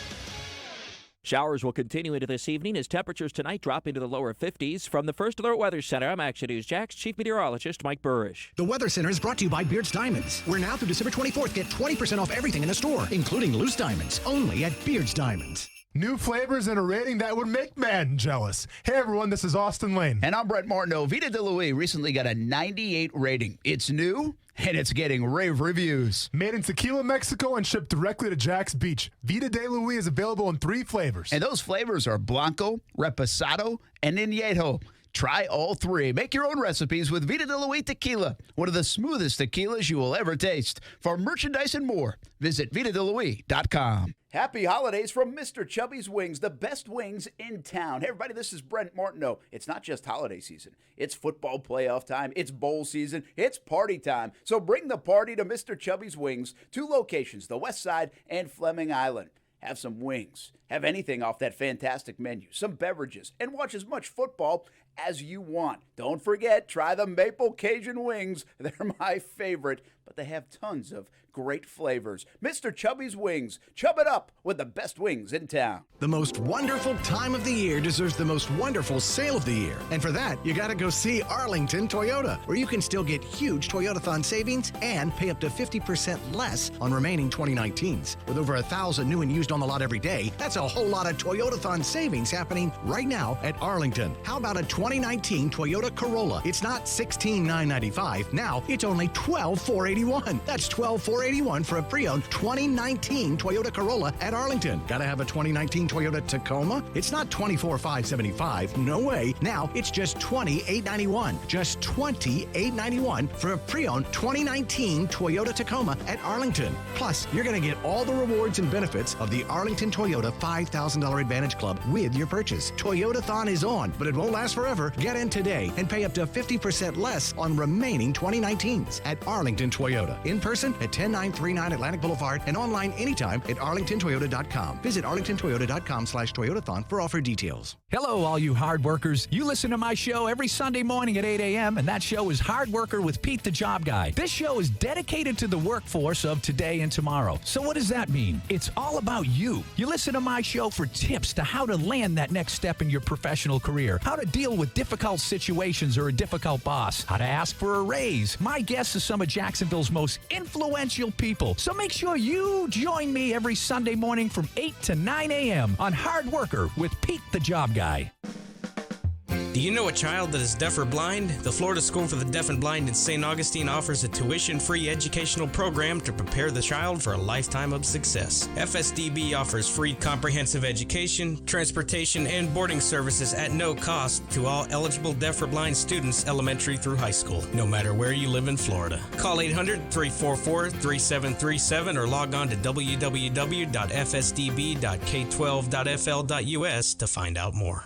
Hey, boss, I could sure use some cheering up. Hey, do one of your holiday poems for me, would you? All right, how about this one? 'Twas the week before Christmas, and all through the town, Safe Touch was gone. They were nowhere to be found. Oh, I like it already. The do-it-yourself alarms, just as simple as pie, claim to be good, but crooks know it's a lie. Yeah, we do. No more stressing about Safe Touch's response guarantee. 'Cause the do-it-yourself alarms don't have one, you see? Do-it-yourself alarms have no response guarantee? And that's why it's plain to see that the Crooks Are Us rule reminds us every day staying away from Safe Touch houses is the price we gotta pay. Crooks know to stay away from Safe Touch houses. Hi, I'm Lester Jackson, president of Safe Touch Security Systems. No one beats our technology or our price. Call Safe Touch today at 888-723-8682 or go to safetouch.com. State license number EF233. There are many paths to take to launch a successful small business. The first step is to start with a good roadmap, such as a business plan. If you need help putting one together, let one of the mentors at SCORE help. Since 1964, SCORE has been assisting aspiring and current entrepreneurs through a nationwide network of 10,000 volunteers with expertise in many different fields. In the Jacksonville area, our mentors can meet with clients at 6 different locations. If you want to schedule a free confidential appointment, go to jacksonville.score.org. Hey, it's Coos from Action Sports Jax on ESPN 690. Now, I know there's a ton of ways you can listen to the show, but did you know one of the ways is through a smart speaker? Yes, the Google Home, the Amazon Alexa. It's pretty easy to do. Just tell either of them to play ESPN 690. Try it out weekdays from 3 to 6 p.m., and you can listen to Action Sports Jax. Brent Martineau. You see him every day on CBS 47, Fox 30, Action Sports Jax. Austin Lane. He's a former Jag star and current MMA fighter. Broadcasting live from the Anajar and Levine studio. This is Action Sports Jax on ESPN 690 and ESPN690.com. I played my technique, trusting that he was going to be over top. You're right. Very disappointing. He's a beauty. Jalen Ramsey. Poor Tyler Rapp. Taking the rap for the blown coverage on Saturday, eliminating the Rams. Jalen now has 3rd and 18 he was a part of here in Jacksonville. And on that drive, 3rd and 16 and 3rd and 16. Wow. Hey, let's bring in Action Sports Jax Austin Lane right now. Austin, how's the snowboarding? How's the slopes? Is it cold, snowy? Give us a weather report. I feel like I'm talking to O'Halloran. Brett, what's up, man? Well, thankfully, it's not so cold where I've been locked up in the house like Jack Nicholson from The Shining. So I've been outside. It's actually really nice around here. It's like in the 30s. So that kind of makes for prime snowboarding conditions. Yesterday was my first time out on the hill this year, and there was giant ski race going on, so it was kind of packed yesterday. Today, it was still in the 30s, and it was a lot nicer. People weren't out. I guess the college kids were sleeping in. Must have had a crazy night of partying on Sunday night, so like the hill was pretty much all to myself. So it was definitely a plus today. That's awesome. So it's all to yourself. Yeah. How many runs did you make? Did you even count? Oh, yeah. So I have like an app on my cell phone. It tells me how fast I'm going. It tells me how many runs I did. So today, I got 30 runs in. Wow. Give me some data. How fast did you go? Analytics. So today, so today, I didn't push it too hard because I have a new snowboard I'm still trying to adjust to. So today we got up to 51 miles per hour. Woohoo! Oh, yeah. 51. I was behind someone today on the highway that wasn't driving that fast. So it's actually going to be my goal by the time it's all said and done. I'll have about like 4 or 5 more days of snowboarding to do it. But I'm going to try to get over 60 miles per hour this year. So we'll see. That's awesome. By the way, is it kind of known? My interpretation of your trip to Wisconsin is you go snowboarding and you really don't visit with any of the family. Ronan, Cody, none of them. I mean, Mom, nothing. I mean, I feel like you just go snowboarding. Like the way you glow and you light up about going snowboarding, I don't think you really want to see anybody. You just want to go snowboarding. No, that's a pretty fair observation. As bad as that sounds, thankfully I come from a pretty small family, so obviously I have to make my rounds for the holidays to see them all. But yeah, usually when I come back home, it's primarily focused on snowboarding, and that gives me away too because my stepdad's a big skier. So that's kind of like our father-son bonding time right there. So usually I have like 4 or 5 days with him when we go out together. So yeah, I don't see a lot of the families. Sometimes the friends come out as well, but I have no problem just going by myself and putting my headphones on and just kind of going in the whole group thing, man. All right. Hey, listen, we've got 12 days of Christmas draft coming up. That's why you're calling in, really. That's the most important thing. But absolutely. Before we get to that point, a couple of quick hitters. No surprise with the Jags yesterday. I'm sure you were on the slopes more than watching, but, I mean. I was on the slopes, but I actually watched the game this morning. Thankful for DVR. Yeah, DVR is a good thing. I mean, what did you make of it? Minshew's play, obviously horrendous start, but, I mean, did you learn anything that we already didn't know from this football team yesterday? No, I mean, what you get is kind of what you see, man. And in terms of the game planning on offense, anytime you go down 14-0, right off the bat, I feel like the game script kind of goes out the window a little bit. So I get what people are saying, like, well, what kind of game plan was that on the offensive side of the ball? It's hard to say because once you go down 14-0, you throw everything out. So from that perspective, obviously it was bad. Minshew, obviously he had some struggles a little bit. I think Conley, Conley caught a couple TDs there. But overall, it's more of what we've seen, Brett. The defense had trouble stopping Freeman, whether it was in the backfield or obviously in the passing game as well. That's kind of been the MO of the linebackers all year.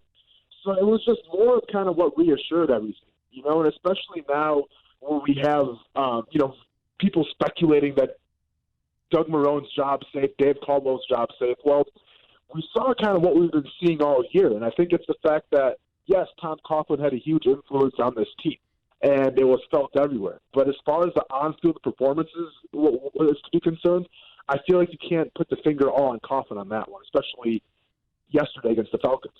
And that's what I've kind of said earlier in the show, Austin. I didn't expect this football team to look that different because Coughlin got fired. I mean, Coughlin is more about the culture in the building and that they didn't like, and the grievance situation. Coughlin, whether he was there or not there this weekend, I don't think that was going to change. If people expected there to be a change in terms of the play on the field, I didn't get that. I really didn't. Like, to me, I didn't even expect it. So, therefore, it's not even much of a story for me. But, yeah, he might be dipping into meetings. He might be out on the practice field. But it's not like he was coaching up the offensive linemen and all of a sudden they got a different offensive line coach in there. That's not how this worked. I'm not stunned at all that didn't change. Now, you bring up the other part of it. And you bring up a very interesting part of it. If this continues to look the same, it's decent effort. No doubt. I mean, it's not like they're not trying. But this continues to look the same as it's looked now for 2 months. Why is there all this smoke for Marrone and Caldwell to come back? Have you been able to wrap your arms around it? Maybe it was a trail ride on the mountaintop that you were able to think about, not going 51 miles an hour. But, can you figure it out? Like, why is there smoke that this might happen in Jacksonville and these guys will be back in 2020? Well, it's funny, because, obviously I'm surrounded by Green Bay Packer fans around here, but they kind of know what I do. They know I come from Jacksonville. So everyone around here has been curious, too. They're asking, you guys are like Tom Coughlin, you guys should probably be better off now. And I answered that thing like probably 5 or 6 times today, Brent. People are like, Tom Coughlin's gone. Now you guys are probably starting back your winning ways.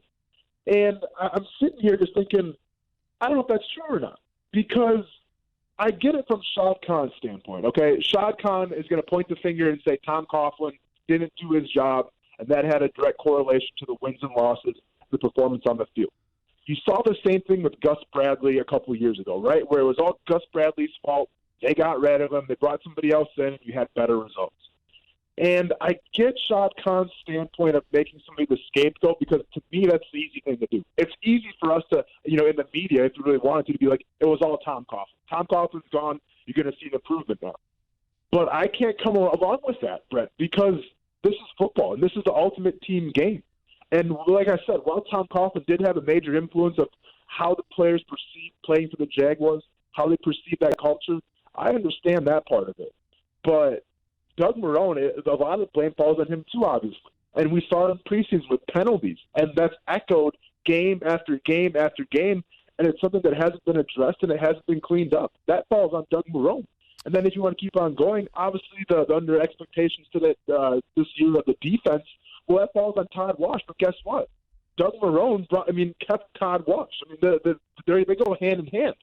So do you have to kind of question Doug Marrone's abilities to maybe put a nice staff together? Because the staff this year, whether it's John DeFilippo on offense or on defense now with Todd Wash, they have not been performing well. So that falls on Doug Marrone as well. So I'm not just saying point the finger at Tom Coughlin and all your problems go away. Far from it, man. This is a team game, and a lot of people need to be held accountable. And I feel like it's the easy way out just to say this is all Tom Coughlin. We'll get, we'll let Doug and Dave do their things, and everything will be gravy. I don't see that happening.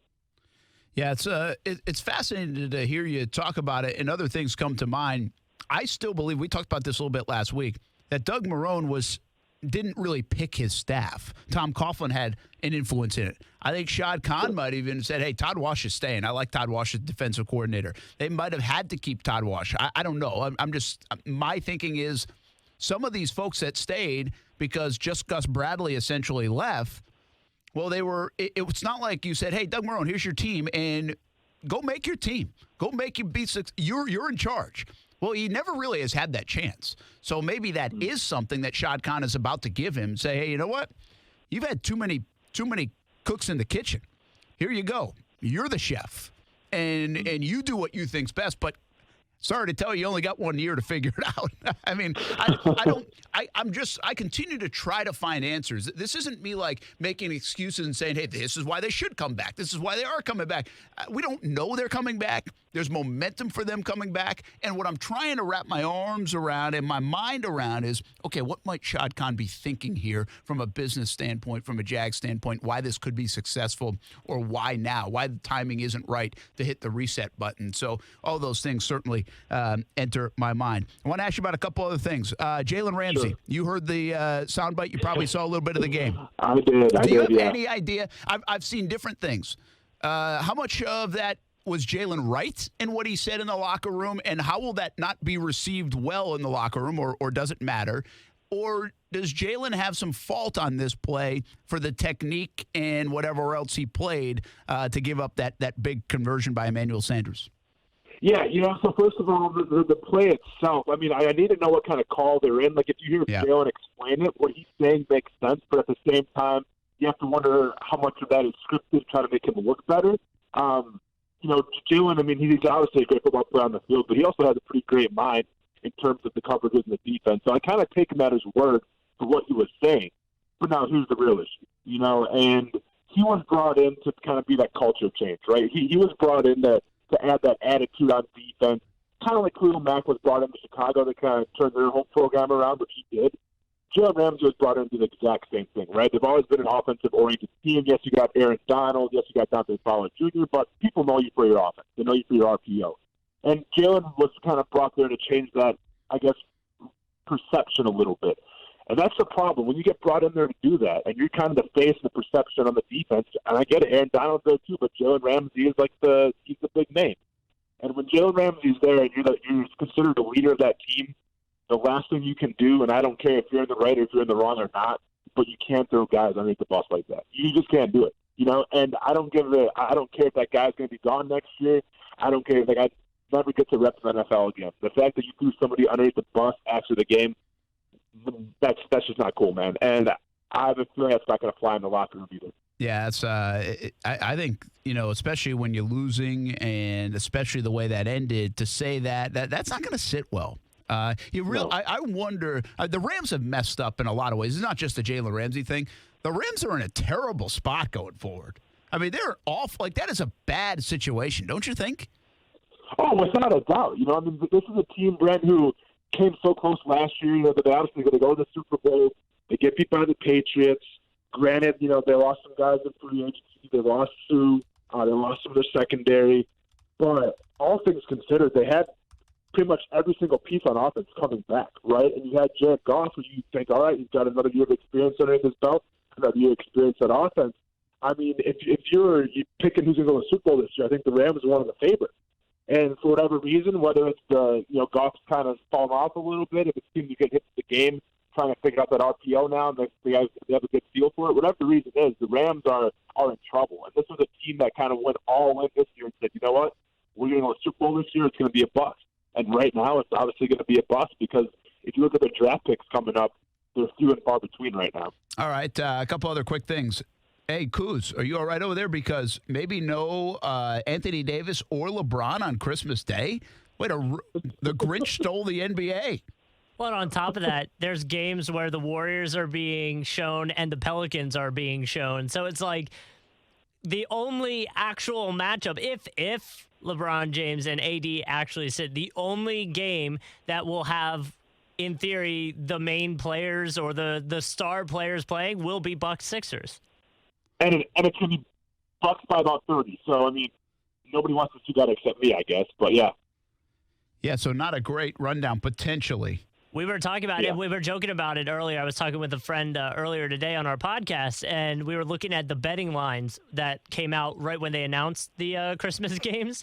They had the Warriors as plus 1.5 to the Rockets. to start the season. That was before any of the games started, obviously, but now that would be a way different number. Wow, how about that? One more basketball note. How about Isaiah Thomas going into the crowd in your land, Philly land, for Washington? What did you think about this whole setup? And did I see it right? Because I kind of was like, is it automatic ejection for doing that? Yeah, if you go into the stand, you're out. That's what I thought. Okay. But, I mean, he didn't go in kind of like a throwing punches kind of way. He just was like, hey, don't do that. Yeah. I thought I don't know if it was worth the ejection, but I think if you're going to do something like that, and I thought that was actually kind of mild. Well, the fan got a year. I got a year out of it. He's suspended for a year, I believe, is what the ruling came out. I mean, the quote was awesome because the guy was like, what he said, he was like, well, I just wanted a Frosty. Yeah. Because if you hit both free throws, it was a Frosty, right? Well, so, I mean, great Wendy's commercial, I guess. For sure.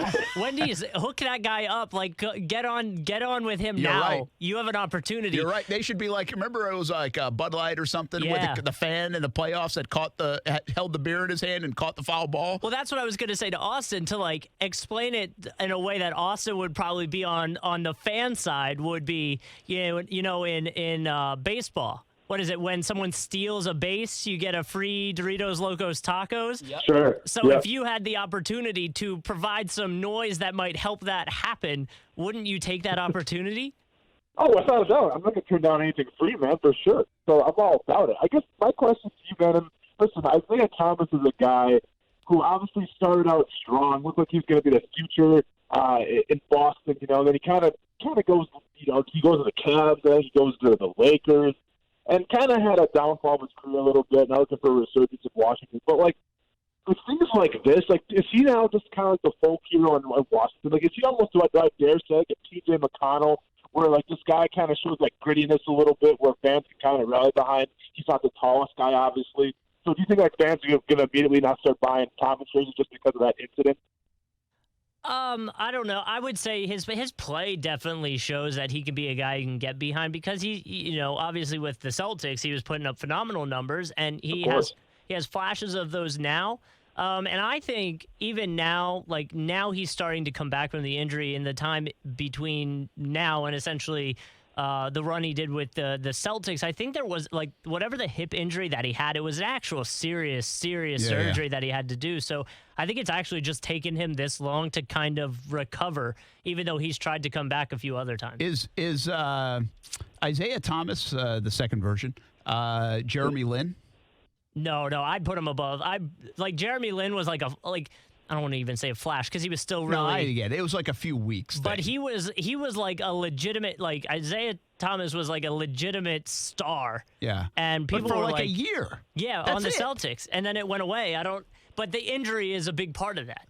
Like if he wasn't injured, he probably would have played more in the playoffs or played better in the playoffs. And then who knows where that story goes. I'm trying to think. I mean, you're talking big time star potential there too. But then he kind of got to the star potential. Almost looked like he became guy you didn't want on your team anymore in Boston. There were some situations going on, and he was, I believe, at some point he was upset with the fan base.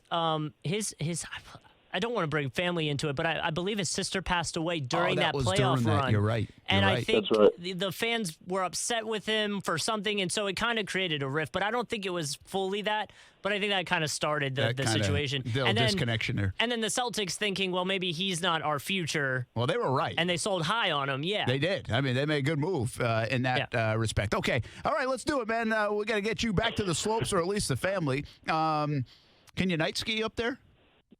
Yes, you can night ski, but actually I'm not going to be doing that today. I'm hanging out with the family for a while, going to have some dinner, and then going to get some late-night MMA training in at a gym that's kind of about an hour away from where I grew up or whatever in Iola, and then going to watch the Packer game because there's a bunch of Packer parties going on around town right now. Obviously, there's a lot of hype with the Packers, so people are ready to watch them beat the Vikings, I guess. Hey, by the way, going to the 40 there in Iola, Scandinavia, Wisconsin, does not count for MMA training.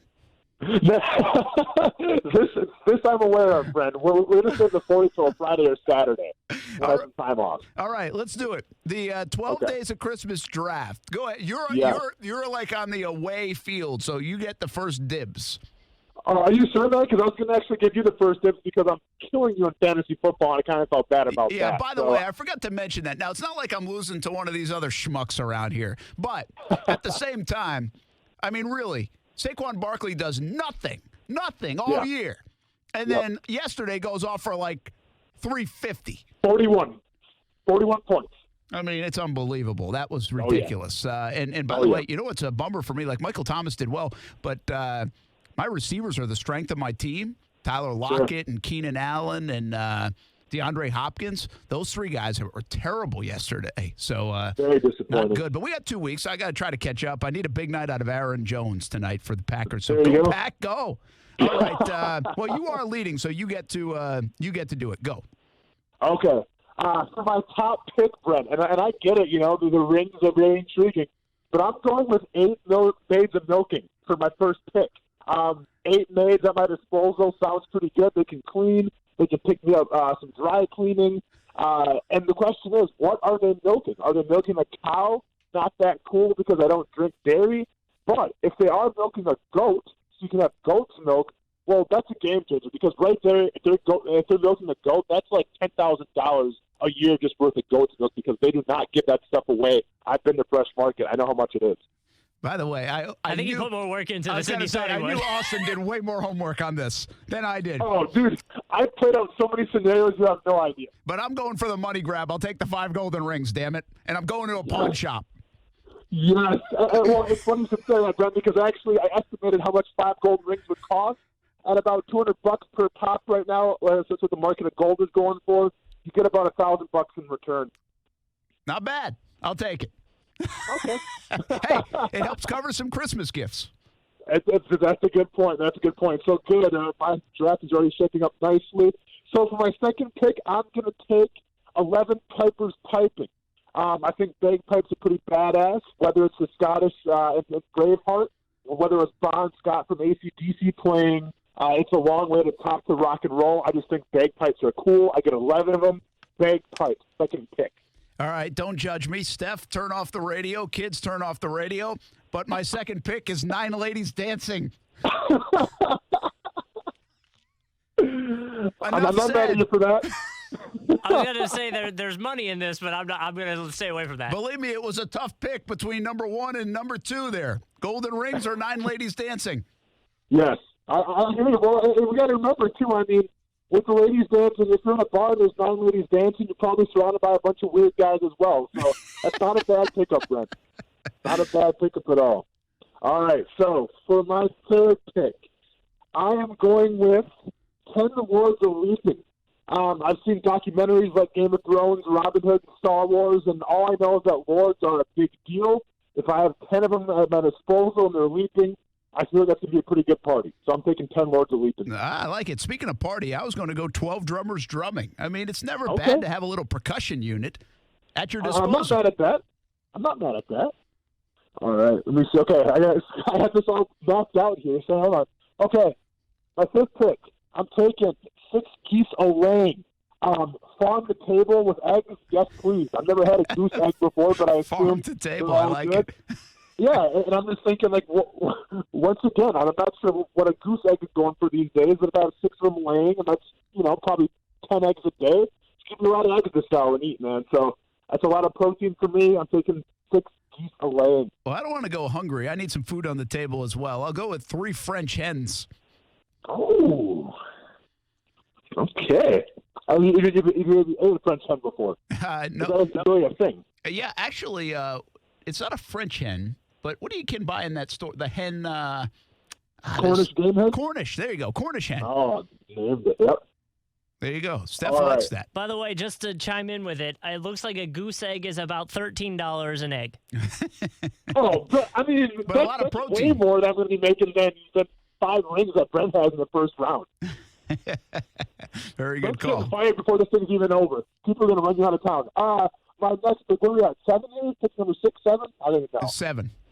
Okay, my 7th pick.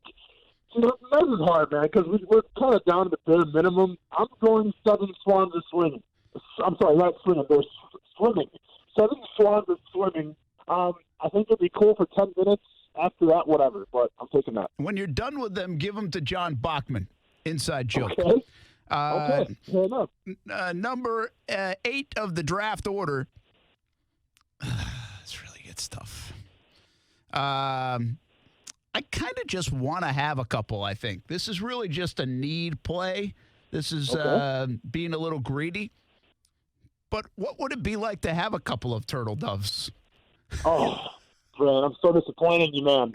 This is the last thing on my list by a long time. Last thing? Yeah. And do you know why? Why? I mean, I don't know really what turtle doves are. Me either.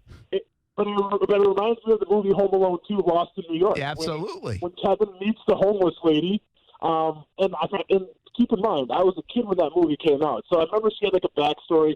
I don't know what it is. She scared the crap out of me. She seemed kind of creepy. She lived in a church, didn't pay rent, I assume. She was at the top of the church, and birds hung out with her the entire time. If we're talking about turtle doves, man, last on the list. All right. I feel like there's not many left here. Calling birds and partridge in a pear tree. What else are we missing? Yeah. Is that it? I think that's it, man. Yeah. So with my final pick, I'm going to be taking a partridge in a pear tree. Wow, I thought that would be the last pick of the draft. No way. I'm not sure what a partridge actually is, but I know a pear tree would be cool to have. A little fruit, little vitamin C, little antioxidants flowing through me. And also, I get a free bird with a partridge, whatever that is. But they talk about it a lot in the song, Brent, so it must be a pretty big deal. It must be a big deal. Well, I guess I'll have the 4 calling birds. By the way, we did not. If you subscribe to the 12 Days of Christmas, meaning from a very religious point of view, we were not trying to be sacrilegious. Promise. I apologize if I was. Absolutely. Hey, Kuz, can you play this video for me? All right, Austin, here's the deal. Okay. So, Ronan, 5, right? He's going to be 5 in February. Okay. So he's going to be 5. He's coming up on 5. So he's all jacked up, right, for Christmas? Of course. Yeah. All right. So it's not a bad idea to maybe roll a little video on your kids or a little sneaky cam. You know, you can do that with, like, those Ring cameras now and stuff. Of course. This would be good. Yeah, I mean, as long as people are trying to take those things over. Yeah. Hackers out there. But you can do it. And sometimes you get the greatest reactions. So, Kuz, are you playing it? So right now on the video feed, you're seeing 2010 version of a sneaky camera on Tyler and Kaylee when they were 5 years old. So this would be right around Ronan's age. Okay. It's the greatest fist pump that's ever existed by Ty. And then just a lot of love with a big bear hug. We won't have the audio, but the funniest part about this video, I always show this video annually. I usually show it on TV. Mm-hmm. Always break it out. And I'm kind of getting to the point of, I'm not sure if I should show this anymore because, like, the kids will be in high school and they probably won't like the fact that I still show this, but I show it anyway. Yeah, but if that's the worst thing that you got going against you, man, I think you should be fine. Yeah, I know. It's probably not the cool factor, but that's okay. Best part of this video is Ty, who obviously still only weighs like 88 pounds. He squeezes Kaylee so tight when they hug each other after seeing that there are gifts underneath the tree that she says, like, if you could hear the other shit, Ty, stop, you're hurting me. But anyway, you have to go back and look at the video. Oh, I'm definitely going back, after this show is done, I'm definitely go back and checking it out. In 14 years of parenting, it's the most prized possession that I have. That's awesome. That is awesome. I can't wait to see that's a little hint to anybody that wants to try to see the reaction if the kids aren't listening. But it's a good idea. What's your plans? Sure. A couple of days just hanging out, a little more snowboarding? Yeah. So a couple days hanging out. Like I said, I'm still training and everything like that, obviously. So going to do some MMA tonight. Tomorrow, going to chase that with some more snowboarding in the morning. And then we start like our family Christmases and things like that. So kind of get in, get out, give hugs and talk sports, I'm sure, a little bit. Talk about the Packers and probably my picks against the Packers I've done this year. So I'm sure I'll get some crap for that. But, yeah, overall just a whole lot of hanging out with family, friends, a whole lot of snowboarding, just a whole lot of snow. So it's a pretty cool week in my book. All right, man. Enjoy the week. I hope your fantasy team sucks next week. Oh, don't worry. If it doesn't, you better watch out on social media, because even though we're not going to have shows next week, I'm still going to let you know about it. All right. Thanks, man. Thanks for checking in. Say hello to the family, and Merry Christmas to everybody up there in Wisconsin.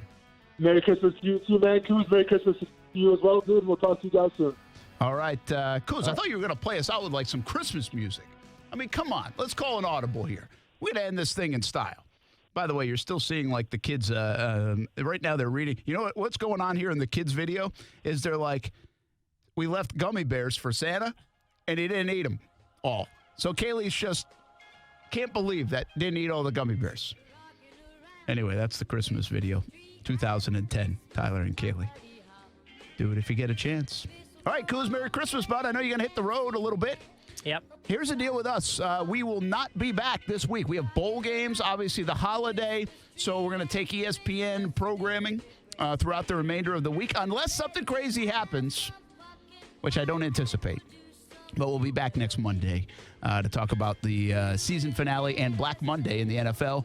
Will it be a big day around here in Jacksonville? We'll find out. In the meantime, we'll see you on TV all week long. CBS 47, Fox 30, including tonight, Jags Report Live, Top Golf. Chris Conley will be there. Come on out. I'm heading over there in just a little bit. You can watch the show, 7 o'clock on CBS 47. Thanks for listening, everybody. Hope you have a fantastic holiday. Merry Christmas to you and your families. And we'll catch up with you next week on the radio side, all week on the TV side, and follow us on social media as well. Have a good night. See you on TV.